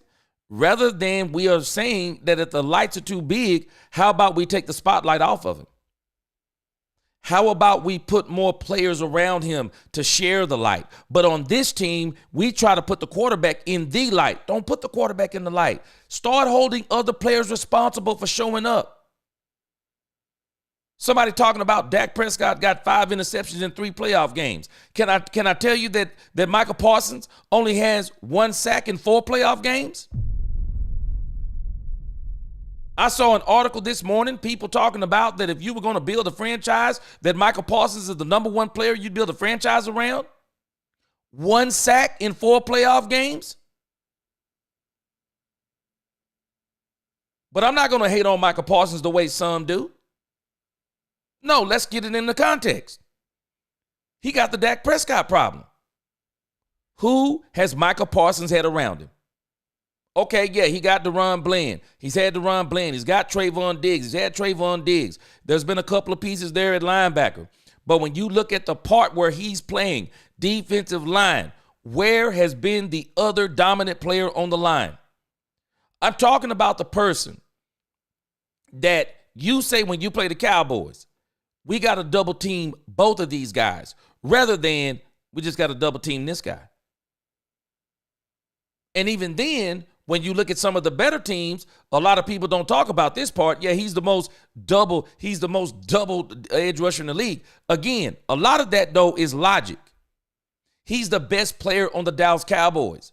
Why would you not try to take him out of the game? The same way you take Dak Prescott out of the game, by taking away CeeDee Lamb. So it makes sense to me he's the most doubled edge rusher. But when you look at some of the bigger, better teams with the better tackles, they don't double him. Anybody watch the Cincinnati Bengal game? They didn't double him. The teams with the bigger tackles don't really double him because Michael is a little undersized to be an edge rusher. Doesn't mean he's not great. He's a little undersized. Michael needs help. Michael said it himself after the Saints game. I can't be the only one making plays. And Dak Prescott that's not in his DNA to say, I need more than CeeDee Lamb to make plays. It's not in Dak's DNA to say, man, we need a run game. Michael Parsons is that person that has no filter. Dak has a filter. The reason why we have not won in the big games is that we don't have the teams to win in the big games. And because we don't have the teams to win in the big games, we want our quarterback to overcome everything. It don't work like that. Ask Kansas City. Patrick Mahomes wasn't enough. It's not that he wasn't good enough. He wasn't enough. In all the playoff games, Patrick Mahomes rarely ran up against a team like the Philadelphia Eagles, and he rarely ran up against a team like Joe Burrow when Joe Burrow was starting to be Patrick Mahomes' kryptonite until the Cincinnati Bengals started getting stupid like the Cowboys and wouldn't continue to build around him and putting a defense on the other side of him so that he can have somebody that can stop somebody rather than Joe Burrow always having to be the hero and have to put up 28, 35, 42, 45, 49. I don't care how good Joe Burrow is. Joe Burrow ain't going to win either, and he's not going back to another Super Bowl either if the Cincinnati Bengals don't start treating him like Dak Prescott. Oh, we got Joe Burrow. Oh, he top 3 quarterback in the league. We got Joe Burrow, man. We ain't got nothing to worry about. We got Joe Burrow. They're not going to win either. They're not going to win either. Joe Burrow is going to be like Dak Prescott if the Cincinnati Bengals are not careful. Anybody see the numbers that Joe Burrow put up this year? He didn't go to the playoffs. Joe Burrow got hurt last year. Quarterbacks get hurt, guys. I'm sorry, they do, especially when you don't put offensive lines in front of them. Dallas Cowboys' offensive line has been shaky for years. Nobody wants to admit it. Offensive line been shaky for years. Defense shaky for years. Even Clarence Hill, when he was interviewing Brian Schottenheimer for the first time, what was one of the first things he asked Brian Schottenheimer? What are you going to do about what? Stopping the run. He asked Matt Eberflus, what are you going to do about stopping the run? Why? Because that's been a problem here for years. That's not a Dak Prescott problem. Joe Burrow is going to be Dak Prescott. He's going to put up video game numbers. He's going to win games during the regular season. But unlike Dak Prescott, he might not even get to the playoffs. He put up video game numbers last year. He didn't go to the playoffs. Joe Burrow, hands down, was the best quarterback in the league last year. Didn't have a defense. They took his run game away from him. You can tell me anything you want to. You can be a hero in the regular season. Teams win in the postseason. We haven't had postseason teams. We've had regular season teams. And that's one of our biggest problems. Regular season teams are regular season teams, and postseason teams are postseason teams. It's bottom line. It is. We don't have to like what I'm telling you, but I'm just telling you the evidence is there. And Joe Burrow is another proof of what I'm telling you. He's another proof of what I'm telling you. But again, the Cowboy haters, the Dak Prescott haters, I don't know what else to tell you. And if you don't classify yourself as a Dak Prescott hater, you just feel like he's not good enough. Well, let me help you out. Well, you might as well stop watching this team until Dak retires. Dak's here to stay. Unless Dak gets hurt, because I don't see him falling off a boat, Dak's going to continue to win in the regular season. He's going to win in the postseason with this regime because Brian Schottenheimer is determined to win in the playoffs. Brian Schottenheimer knows what wins in the playoffs. You notice what he's been talking about? Brian Schottenheimer is an offensive coach who keeps talking about edge rushers, defensive tackles, starting on defense from the outside in, focusing on guys who get isolated because you need those guys to be able to make big plays from time to time. That don't make me, I don't think Brian Schottenheimer is a defensive-minded coach when I hear that. What I hear when I hear Brian Schottenheimer talking like that, it makes me understand, one, he grew up around football. Number two, he saw his father never get to a Super Bowl, have the most playoff wins. He's the only coach in the modern era, 200-plus playoff wins. No Super Bowls. Brian Schottenheimer saw his dad do that firsthand. Brian Schottenheimer understands how to get to a Super Bowl. How do you win? The trenches and the offensive line. He said it in the interview. These teams today are 7 players deep on first-round draft picks on the defensive line. What are you saying, Brian Schottenheimer? You better have somebody that can block. He understands what wins playoffs, what wins in the postseason. Whoever can control the lines of scrimmage, they can travel in the cold, they can travel in the rain, they can fight it out in the mud, they can play against some of the best teams. He understands. We're going to see what he's going to do. But again, I'm just telling y'all, and aside from the contract, Dak is that good, he's not going anywhere. So let's look at Micah Parsons' contract. I'm just telling y'all, I'm done with the Micah Parsons stuff. I'm just not spending a lot of time on this Micah Parsons stuff. The dude either whenever they sign him is when they sign him. The Micah Parsons stuff is just,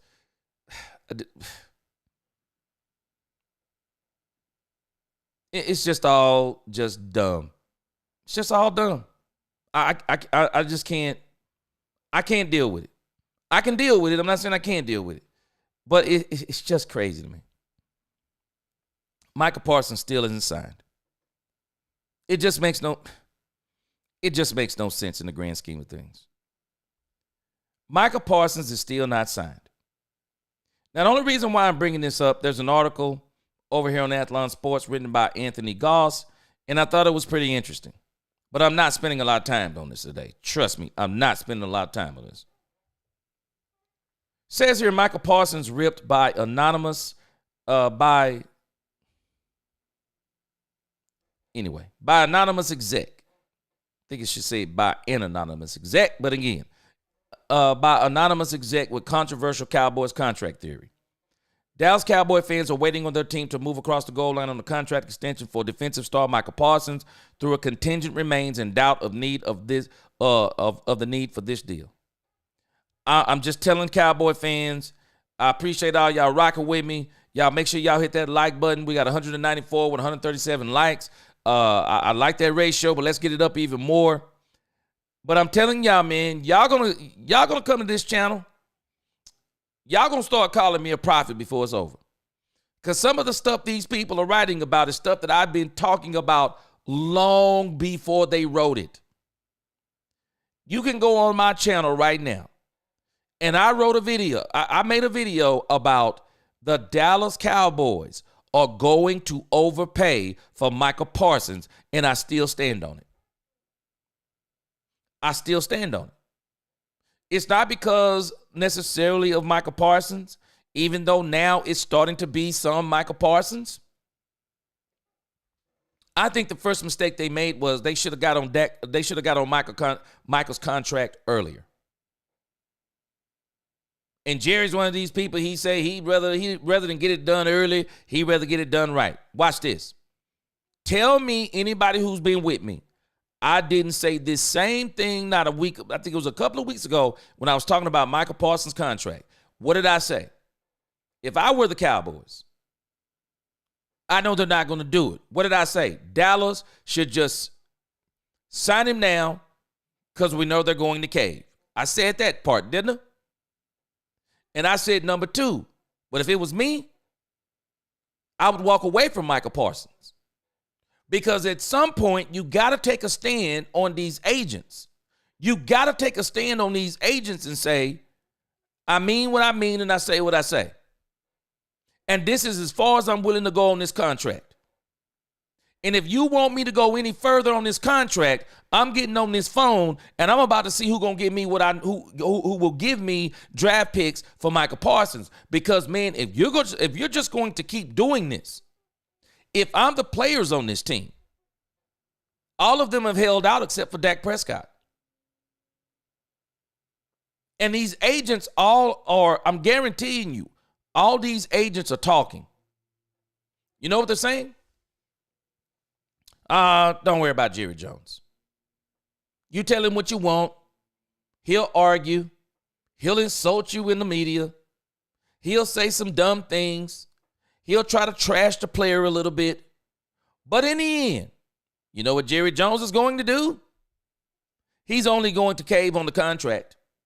So whatever it is you want from Jerry Jones, stand your ground, Jerry will give it to you.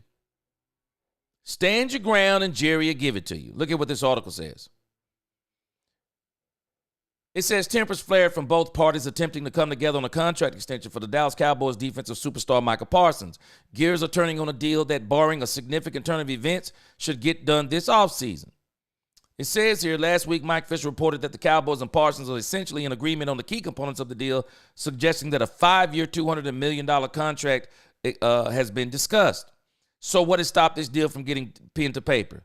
Fisher notes the Cowboys and Parsons have talked. Without Parsons' agent, David Mulugata, present, team owner Jerry Jones and COO Stephen Jones have engaged with Parsons 3 times in absence of Mulugata, according to our sources. That's Michael Parsons' fault to me, but I digress. While that situation created a rift between the Cowboys and the agent, the conversation of Parsons' extension has once again stirred up doubters of the move. Watch this. This is where I am right here. An unnamed league executive slighted both the Cowboys and Parsons last week, telling the Athletics' Mike Sando that the team could be overvaluing their prized defensive player.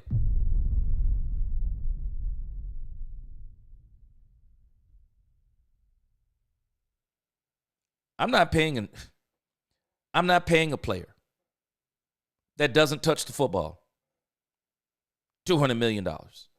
I'm not doing it. I'm not doing it.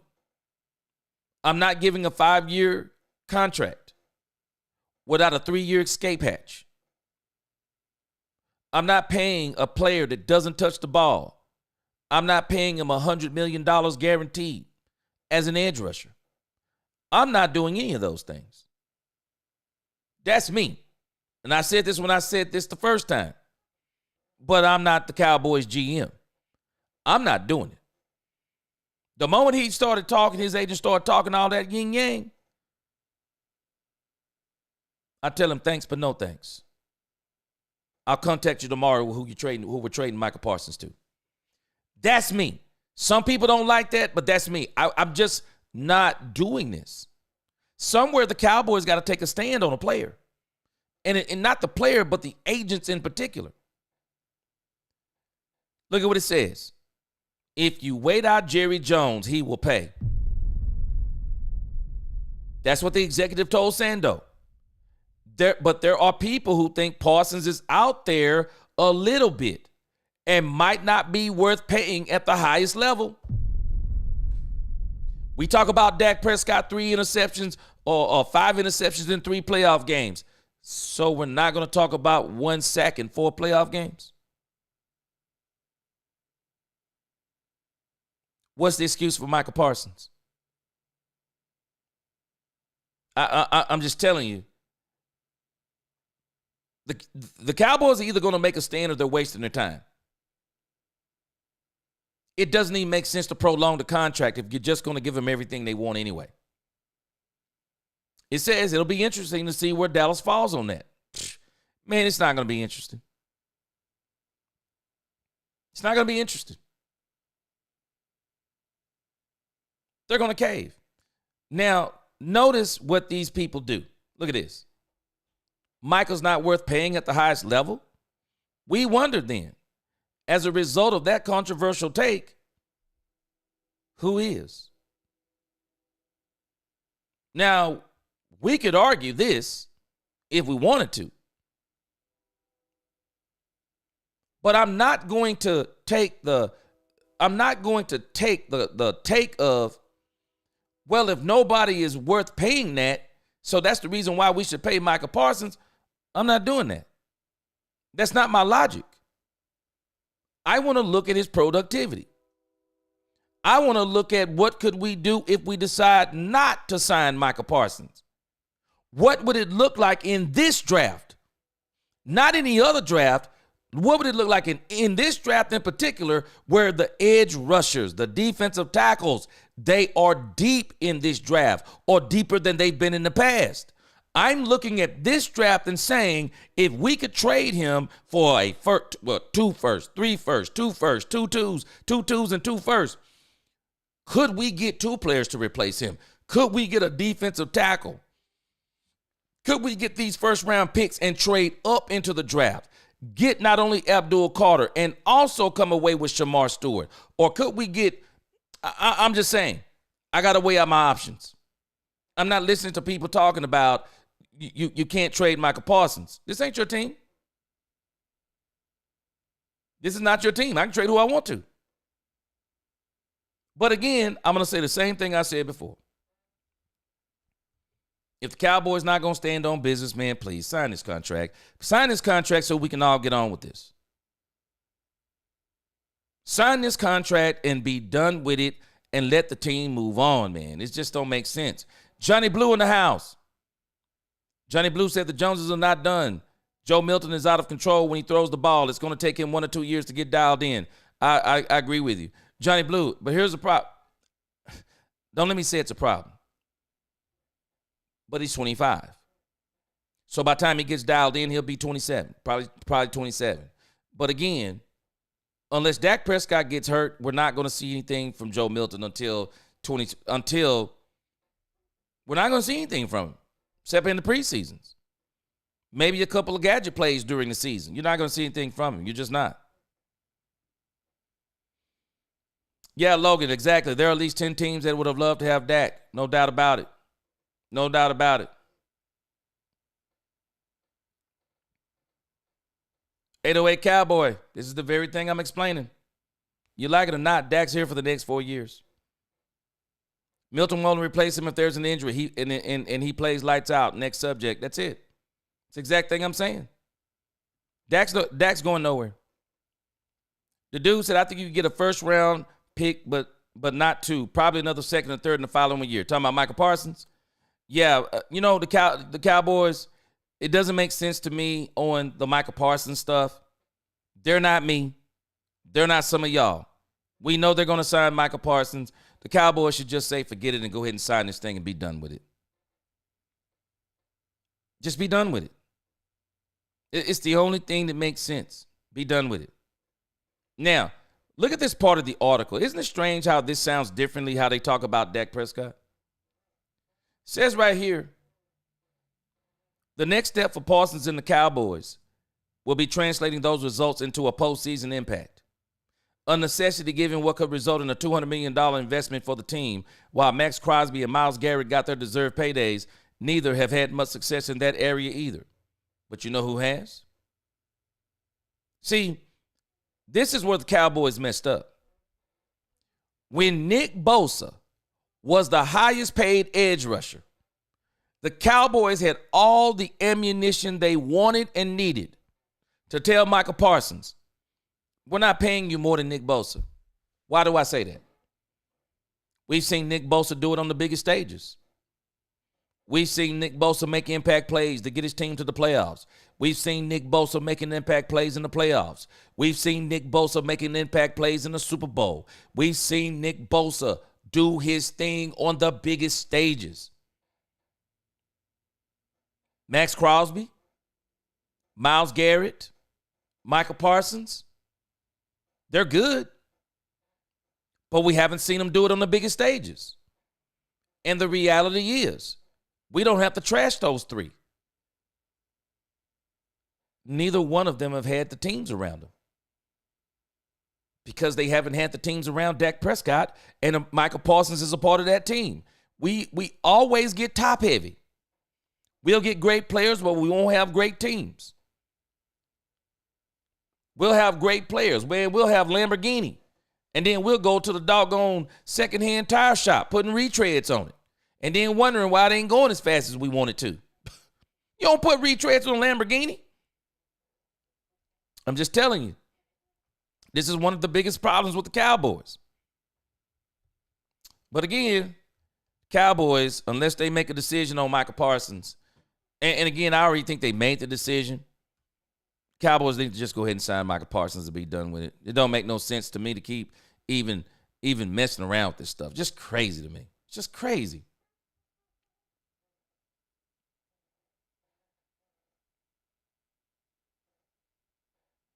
Drew 912.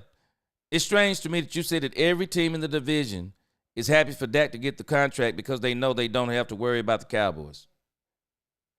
And Dak Prescott has owned every team in the division. I don't even understand where your comment makes sense. We've yet to see Dak Prescott with his new coaching staff and the team that he's going to have against the teams that we now are watching getting built. The comment doesn't even make sense. Past record has shown Dak Prescott has owned the NFC East. Undoubtedly owned the NFC East. And the only way the Cowboys are going to start scaring teams is that rather than them just saying, we go as far as Dak take us, no. They need to get a team around Dak Prescott that scares the NFC East. Because I promise you, nobody was scared of Jalen Hurts this year. And we're lying to ourselves if we say they were. I'm telling you, I remember the talk clear as day. People were saying that this is going to be Jalen Hurts last year. It's a make-or-break year for Jalen Hurts.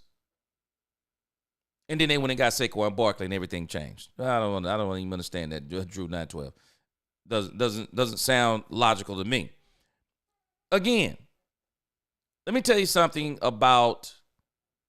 There's a story. There's a story out there. Tyler Guyton. I don't know if you've seen this, but Tyler Guyton on a podcast said something about Dak Prescott that I thought was very interesting.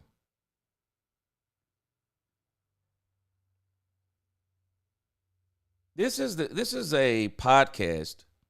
Brandon Laurie reported this. I want you to hear what Tyler Guyton says about Dak Prescott. Now that I'm a part of it and I get to see him, deciphering defenses as a quarterback and, This is Tyler Guyton talking about Dak Prescott.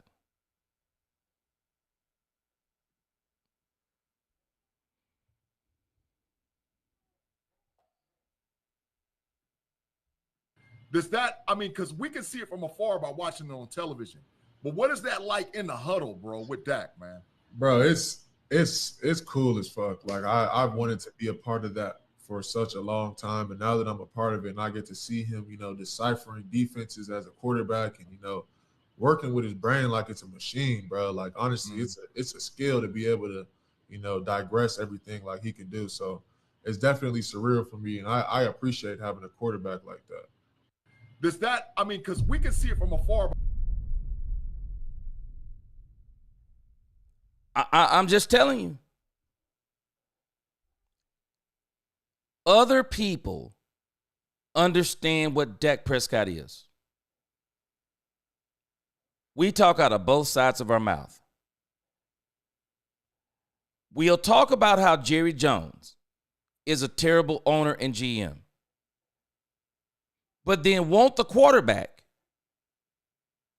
who plays for our team to overcome the lack of pivotal personnel moves that the Cowboys could have made season after season that would have made things better and easier for the quarterback.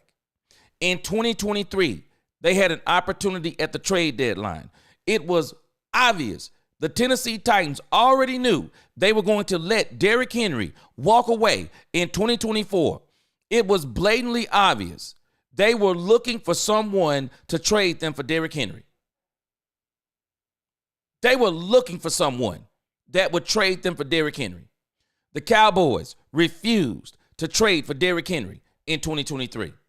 The Cowboys knew they didn't have linebackers in 2023 and instead allowed Marquise Bell, a safety, to play linebacker. And we had linebackers playing at safety in our first playoff game. We knew that Tony Pollard was coming off of a broken leg in 2023, and we ran with Rico Dowdle, who continued to be injury riddled. We could have, again, Derrick Henry. Again, there were other running backs out there. We refused to make any moves.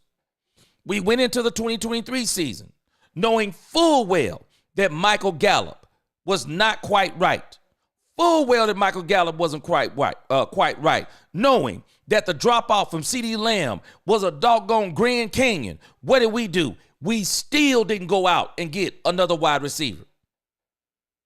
We're the same people that will acknowledge that stuff and acknowledge those shortcomings, and then be the same people that say we want our quarterback in the biggest moments with all of those deficiencies and shortcomings made by the owner/GM. We want our quarterback to overcome all those deficiencies. Boy, I've never heard more double talk in all my life. I've never heard more double talk in all my life. It makes no sense. But let me tell you something about people who really know football. When they look at Dak Prescott tape, they'll tell you Dak Prescott isn't the problem. They'll tell you, no, Dak's not the problem. Straight up, they'll tell you, even Troy Aikman said Dak isn't the problem. Tom Brady said it this year, Dak isn't the problem. Tom Brady said, with the line he has in front of him, the lack of a running game, the play calling, the personnel he has at wide receiver, he said it in the Detroit game. He said, Dak can't win. He said, Dak can't win with this. He can't win with it. It's laughable to me. We ignore all that nonsense. We ignore all that stuff. And that's why I know that there's something deeper about Dak Prescott that people don't want to admit, but there's something deeper when it comes to Dak Prescott. It is. But Guyton is just telling us, man. Guyton is telling us something. Man, y'all don't understand what this dude is. I know what he is. I've watched Dak Prescott on tape. I've observed these games. And I'm watching these games and I'm knowing we talk about the performance of Dak Prescott in these games, but we never talk about the performance of the people around him. They get a pass. They all get a pass. Dak Prescott doesn't get a pass. Let me get down here. Let me see. Hold on a second. My man Gabe Guerrero, what's up? He said Cowboys should take T-Mac at 12 or Marion Hampton if he's there, and Jaden Higgins in round 2. Let me tell you something. Y'all prepare yourselves. I'm not going to be surprised if Ted McMillan is not there. I'm not going to be surprised if Ashton Genty is not there. I'm just telling you. Do not be shocked if the Cowboys get Luther Bird in the 3rd. Do not be shocked. I'm just telling you. Do not be shocked if the Cowboys get Luther Bird in the 3rd and Travion Henderson or either Quinshon Judkins as the running backs. Don't be surprised. And I'm just telling you, Ted McMillan, great. I think he's going to be a great wide receiver. He's a pure wide receiver, big body, Spider-Man hands. I'm just repeating the same thing I keep saying. Spider-Man hands, big body. He's going to be great in the red zone, jump balls.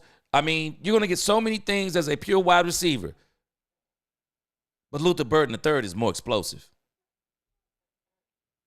Luther Burden III is the most explosive, complete wide receiver in this draft. He's got the best combination of all that. Only problem is the attitude. And that may be the very thing that keeps him out of Dallas. But I would not be surprised if the Cowboys get him. No Cap, what's up, man? Where you been? No Cap said Matthew Golden. He said Matthew Golden at 12, Travion Henderson at 44, Mason Taylor. I've been hearing a lot of people talk about Mason Taylor at 76. Probably won't happen. The Cowboys are going to stick it out another year with Ferguson. I think they like the progress Schoonmaker made. Travion Henderson is definitely on the docket, but Matthew Golden, I would not spend a number 12 on Matthew Golden. I think people are more enamored with the combine. After looking at the tape on Matthew Golden, he doesn't play at a 4.29 speed. I want to move to this next story on Dak Prescott. And I think right here, I'm going to save the rest of our stories for tomorrow. They'll probably develop a little bit more. I'm getting into the 8:30 range. I appreciate y'all rocking with me. We've been rocking together for 3 hours now. So we're going to close on this story about Dak Prescott being cerebral. Here we go. So I've shown you guys this before, but I wanted to put it on the tail end of Tyler Guyton. Because what Tyler Guyton is explaining is cerebral. He's telling you that Dak Prescott is playing with when he's playing the game, he's playing with his mind. And this is where Dak beats out quarterbacks who may be more physically gifted than him. They're not as gifted here as they are him, as he is. You think about the X-Men. You think about guys like Wolverine, Cyclops. You think about Storm. You think about some of these type of characters, and you think about how powerful they are. Well, one of the most powerful X-Men is the leader of the X-Men. Why is he one of the most powerful X-Men? Because of his mind, Professor X.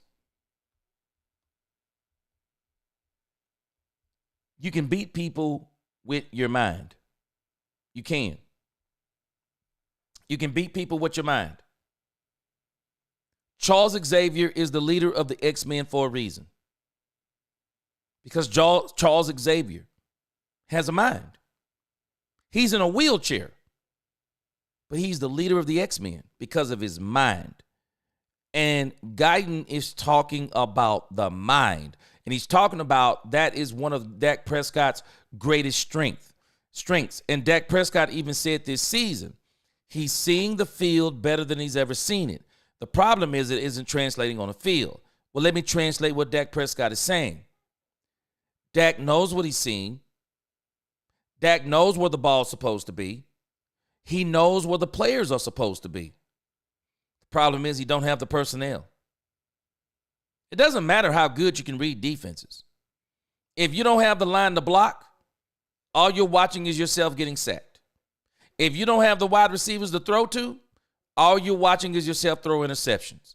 If you don't have a running game, all you're watching is you forcing balls and throwing interceptions or fumbling or holding on to it too long, or you trying to run and make something happen, and then you're getting sacked and getting hurt. It's one thing to see it. It's one thing to know it. It's a whole nother discussion to have the tools to do it. My uncle is a mechanic, and he works from home. And what he does sometimes for people is when he fixes their cars, from time to time, they need special tools. My uncle is, he's a mechanic. He figures out what the problem is. And then there are certain times where he says, this is the problem.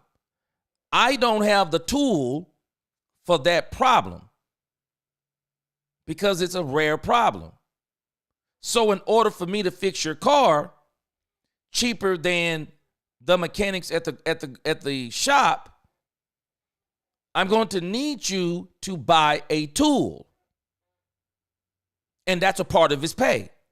You buy the tool, you buy the part, I'll charge you this fee, I'll fix your car. It's one thing to be able to diagnose. It's another thing that after you diagnose it, you have the tools to fix whatever it is you've diagnosed. And Dak Prescott hasn't had what he's needed. Not all of it. He's had some of it, but not all of it. Katharina Kiss says, gee, everyone that knows football knows Dak isn't the problem. It's these it's these MFs that listen to the big old talking heads. Daniel M., he says, I don't see how Burden is an elite wide receiver too. Man, look at the tape on this dude, Daniel M. We're going to have to look at it again together. I'm telling you, this dude is crazy. This dude is crazy. We like our guys. I'm with you. Ted and Genty are gone before. I think they're going to be gone before 12. Both of them. I think they're going to be gone before 12. C-Base, boy, yes, still hasn't played well either. This line doesn't develop the push necessary to give the backs the gap to hit the hole and take off. Yes, sir, I agree with you. Robert Dudley, I knew in 2023 and definitely knew it was hitting the boo-boo was in the field. It was in the field in 2024. But the end of the 2023 season told us a lot. Hallelujah said, if T-Mac at 12, I'm wilding. I'll be shocked. I'll be wilding too. I'm not mad if they get T-Mac. I am definitely not mad if they get T-Mac. If T-Mac is not there, man, let me just tell y'all. Everything we've been seeing, prepare yourselves for anything with this Cowboys draft. Prepare yourselves for any and everything. I'm not going to be shocked if the Cowboys trade back. I'm not going to be shocked if the Cowboys get Shamar Stewart in the first round. I'm not going to be shocked. The Cowboys, man, I'm telling you, do not be shocked by anything the Cowboys do in this draft. Do not be shocked. Yep, the dude still should be a backup in this league, not a starter. They had an opportunity. They should have probably they should have cut him, but they missed their and they still have an opportunity. We'll see. We like our guys. He said Luther Burden is not all that to me. Burden has attitude problems. That's the very thing I think is going to keep him off the team. If he is kept off the team, that'll be one of the things. Still hasn't been 100 since that injury. Exactly. Maybe he'll bounce back this year. Jerry liked them bad boys. I thought about that too. Sexy Sue, she said, gee, it's Luther and Hampton. Woo, man. Sexy Sue, let me tell you something. That wouldn't be a bad combination. I mean, you're talking about playmakers. That would not be a bad combination at all. Not a bad combination at all. And again, I want to show you this article. I've shown it to you before. I've saved it now in my file so I can come back to this stuff. Let's show you an article that they wrote about the top 10 quarterbacks. And I do not agree with everything on this quarterback rankings list. I've shown you this before. It was when I first started the channel. I figured I'd run back to it. I don't like the rankings simply because you got quarterbacks like Dak Prescott where it's based on what he's done.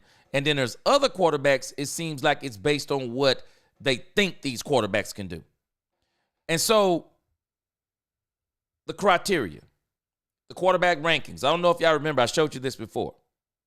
The quarterback rankings, timing, accuracy, arm talent, pocket presence, decision-making, and creativity.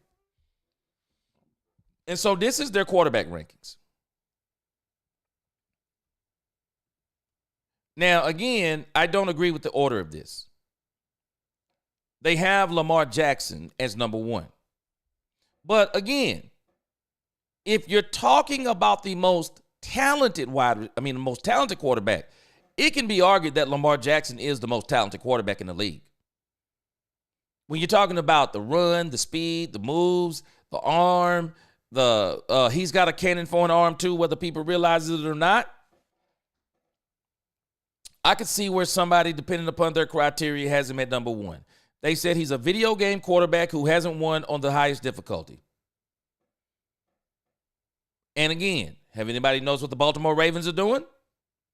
They keep putting players around him. They went and got Derrick Henry. Now they got DeAndre Hopkins. Watch what they do. Watch what they do in the draft. I guarantee you they go get him another weapon in this draft. Number 2, Josh Allen. Now again, notice, talking about talent. Talking about talent. You can tell this is where they're leaning towards. But again, they have Josh Allen at number 2. Number 3, they have Patrick Mahomes. There's no way I would ever rank those 2 quarterbacks over Patrick Mahomes unless I'm talking about pure physical. But no. Patrick Mahomes is the best quarterback in the league. I would rate number 2 as, I would argue that Joe Burrow is probably number 2 for me. But again, they got Justin Herbert at number 4. They got Joe Burrow at number 5. Now, the reason why I'm going to this list, not by the ranking as much as what they're going to say about Dak Prescott. So keep that in your mind. But they have Joe Burrow at number 5. At number 6, they have Matthew Stafford. He no longer has the strongest arm in the league, but still the most talented. I'm not agreeing with that, but I understand where they're coming from. They got Jordan Love at number 7. I know everyone has to be out on this now. Jordan Love is not ranked number 7 in this league. At number 8, Geno Smith. No, I don't have Geno Smith ranked it. Well, you know what? Geno Smith could be number 8, but you probably need to move around some things in front of him. At number 9, they have Dak Prescott. There is no universe I'm taking Geno Smith over Dak Prescott. And that's not a knock on Geno Smith. Dak Prescott is better than Geno Smith. But let me tell you what they wrote about Dak Prescott. And it is almost dead to rights. Look at this. This first opening line is powerful. Look at this.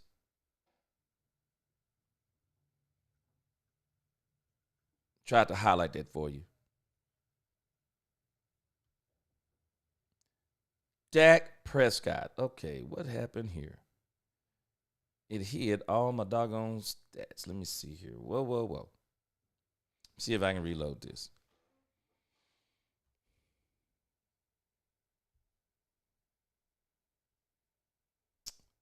All right, let me reload this. I hit some button on accident. But what it says about Dak Prescott, if you didn't already see it, it is absolutely dead on in that first sentence as it pertains to Dak Prescott. And this may be why some people here don't understand why they're even struggling with Dak Prescott. Because even Michael Irvin has come out and said he wants the Cowboys to get a running quarterback. But Michael Irvin is not quite. I don't understand what's going on with Michael Irvin, but he's talking a lot like these pundits. And if anybody's looked at the Philadelphia Eagles, Jalen Hurts did not run them to the Super Bowl. That defense and Saquon Barkley is what really ran them to the Super Bowl. But again, it says here, Dak Prescott is the connoisseur's quarterback. Now, for some people, that may be a little bit over their head.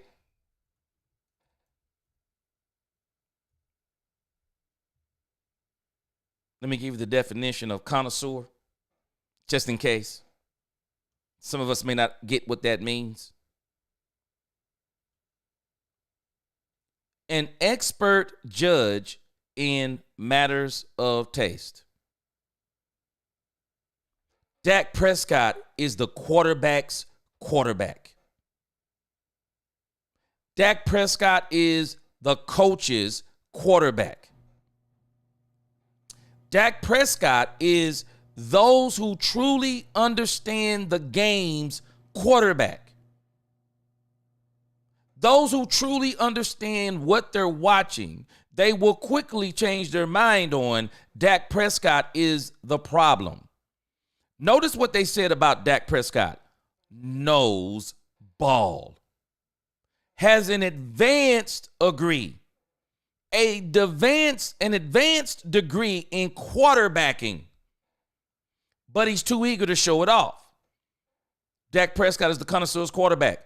A refined palate is required to enjoy his sophisticated approach to playing the position. To appreciate his orchestration of the Cowboys' offense at the line of scrimmage and the subtle pocket navigation that allows him to avoid pressure and carve out space to make daring throws. They're watching tape. They're watching tape. Our issue is we keep watching the Lamar Jacksons of the world, the Josh Allens of the world. We keep watching them making plays out of busted plays. We're watching them sometimes not even really play quarterback position from the perspective of they at times just pull it down and run it. They just pull it down and run it. Even if there was somebody open down the field, they just pull it down and run it. Josh Allen sometimes, one of the reasons why he's always been a turnover machine. His arm talent is so good, he thinks he can throw the ball anywhere and put it anywhere he wants to. They're saying something, though. No, Dak Prescott, connoisseur's quarterback. He knows the game. He knows what he's seen. Look at this. Let me give this to the Dak Prescott haters. It says, all the ball knowers appreciate Dak Prescott's game. Let me let that sink in for you. All the ball knowers. Anybody who knows what they're watching knows, man, this dude is balling. This ain't this dude's fault. And when teams stop Dak Prescott, their goal is to take away what he uses. When they're trying to force Dak Prescott to beat him, they take away his major weapons. It's not that he can't get it to another receiver. Name me the other receiver he's going to get it to. That's the part we don't talk about. The Green Bay Packers took away CeeDee Lamb. Well, who was the other receiver you were going to get it to? Because it was the only receiver that Dak Prescott had threw it to the entire season. So what did Dak Prescott do? Dak Prescott Michael Gallup had a pretty good game in the playoffs. Why? Because they took away CeeDee Lamb. You're not beating a team with Michael Gallup. I'm sorry, you're not. You're not beating a team with Michael Gallup. Especially coming off of an injury. You're not beating a team with Michael Gallup. You're not. Forget about it. You're not beating a team with Michael Gallup. It says here, all the ball knowers appreciate Prescott's game. At least that's what the football hipsters like me say to explain away his inability to turn all that highbrow quarterback play And here it is, into any postseason success. That's the knock. Now, he says he doesn't have a good defense, but I do. The players around him. It does you, and I'm not saying it does you no good. It does you good to be cerebral. But it has to be frustrating to be cerebral and good, but also know I don't have the weapons around me. Is CeeDee Lamb a bust for me? I'm a play-action quarterback, just like Troy Aikman was, just like some of the greats were, just like some of these guys are. I'm a play-action quarterback who doesn't have the play-action. Explain to me, how do you be good when you don't have the play-action? If you're a play-action quarterback, because Dak Prescott in particular is a play-action quarterback. This is one of the reasons why he's so glad to have Brian Schottenheimer, because they're going to have a run game again. They're going to be able to use play-action again. Well, you take away play-action from a play-action quarterback, you just took away one of his major strengths. He's not going to look the same. Look at this. These rankings don't factor in the clutch dream or whatever it is that's holding him back in January. See what it's saying? They're not looking at everything around him per se. They're trying to just say, as it applies to him. But you got to have the players. Look at this. It's not his accuracy. It's not. Dak has one of the highest completion percentages in history. It's not his decision-making. It's not. It's actually not Dak's decision-making.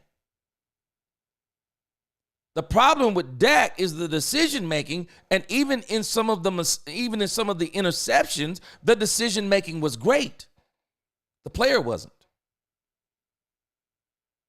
A lot of people are blaming that interception that was thrown to Brandon Cooks on Dak Prescott. But if you listen to anybody who understands what was going on, Brandon Cooks, shorter wide receiver, defensive back, just made a great play. And really, in a sense, just got over the top of him and got the ball from him. I don't know what to tell you. It is what it is. But I would never use a wide receiver that short on slant plays. I just wouldn't. Not me.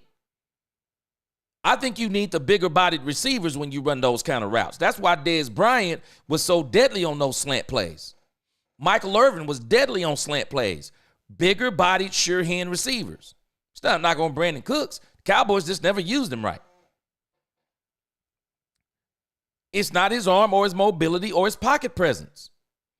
Prescott earns high marks in all these categories. He hunts big plays and finds them with stunning efficiency. He can do it all.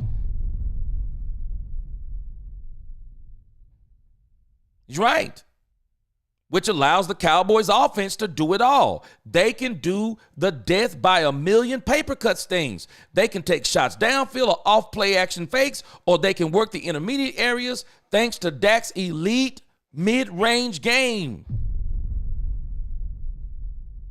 There are many quarterbacks in this league, including some who are ranked ahead of Dak Prescott here, who put constraints on their offensive play caller due to a significant flaw in their game.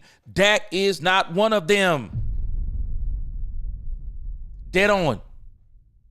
Dead on. I'm telling you, there is a reason why guys leave Dak Prescott and they don't look the same anymore. They don't. They don't look the same no more. Amari Cooper? Nah, he don't look like he looked with Dak. Amari Cooper was terrorizing this league with Dak Prescott. Cedric Wilson, Noah Brown, Dalton Schultz. I'm just telling you. Dak is an elite quarterback, period. He's top 5. There is not 27 other quarterbacks better than Dak Prescott. It's not. Now, if you want to start talking about physical ability, you got an argument there. But when you're talking about quarterback play, nope, you don't. Nope, you don't. Because even the people that you rank ahead of Dak Prescott, How many of them have accomplished more than Dak Prescott? You can't. You can't if you cannot do it if you're being honest with yourself. You can't. Dak Prescott is a top 5 quarterback. Bar none. It says that Dak may have already maxed out his abilities, so climbing the list will be challenging. He's now on the wrong side of 30, and injuries have diminished his athleticism a fair amount. It will be difficult enough for Prescott to just maintain his high level of play out of structure. Improving in that area, which is where he lags behind the younger elite quarterbacks, might be unrealistic at this point. Exactly. This is the very reason why people are going to get so enamored by Joe Milton III. They're not going to look at his quarterbacking as much as they're going to be looking at some of the things that he does physically. His speed, his size, the arm. They're going to be looking at that stuff. Let me tell you about this league. When the rubber meets the road and it's time to win the big games, ask Josh Allen. He's the biggest, scariest quarterback in the league. He still doesn't have a Super Bowl. They put players around him. They put coaches around him. They took the ball out of his hand this year, and it resulted in the same thing. They got Lamar Jackson at number 1. He's only one playoff game more than Dak Prescott. And his playoff games have been way more heartbreaking than Dak Prescott's because he has literally thrown interceptions. I'm talking at the last moment of games where there was no opportunity for the offense to get the ball back. Lamar Jackson has had some heartbreaking playoff losses at his own hands. Because at the end of the day, I don't care how physically gifted your quarterback is. When you get to those big games, they find out what your weaknesses are, and they exploit them. They exploit your weaknesses, whether they be yours or your team's. You get exploited in the playoffs. The playoffs is where you truly look at your team and say, this is what we need to improve on, because that's where you get exploited the most. I'm telling you. This is why those quarterbacks haven't won either. If Dak had some of what they had, Dak would have already won. Because Dak has better minds than some of those quarterbacks. He's the connoisseur's quarterback, I'm telling you. And that's why when we say stuff like Dak isn't good, man, we're lying. We're lying. We're flat out lying. We're basing that on the fact that his team can't win in the playoffs. We're blaming the fact that an entire 53-man roster can't win playoff games on the quarterback. And never holding anybody accountable, anybody around him accountable. No one. We don't hold no one accountable. Only Dak Prescott. It's insane to me when you think about it. Gabe said, I agree with Luther Burden and Matthew Golden. Overrated. Everybody looks good in the underwear. In the underwear Olympics when there's no pads and defenders coming at you full speed. Boy, you got to be rolling. All right. Let me read this super chat. Calvin Rich, appreciate that super chat. Oh, man. Boy, I forgot about that.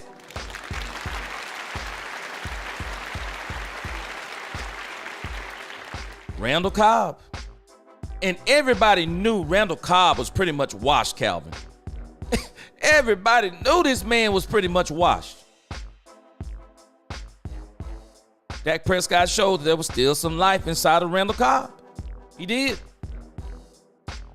This man, Dak Prescott, gets the craziest criticism. Craziest criticism. I got you, Jabbar Muhammad. Okay, I will. All right. Let me get down a little further. I'm about to close out. Appreciate you guys rocking with me for 3 hours.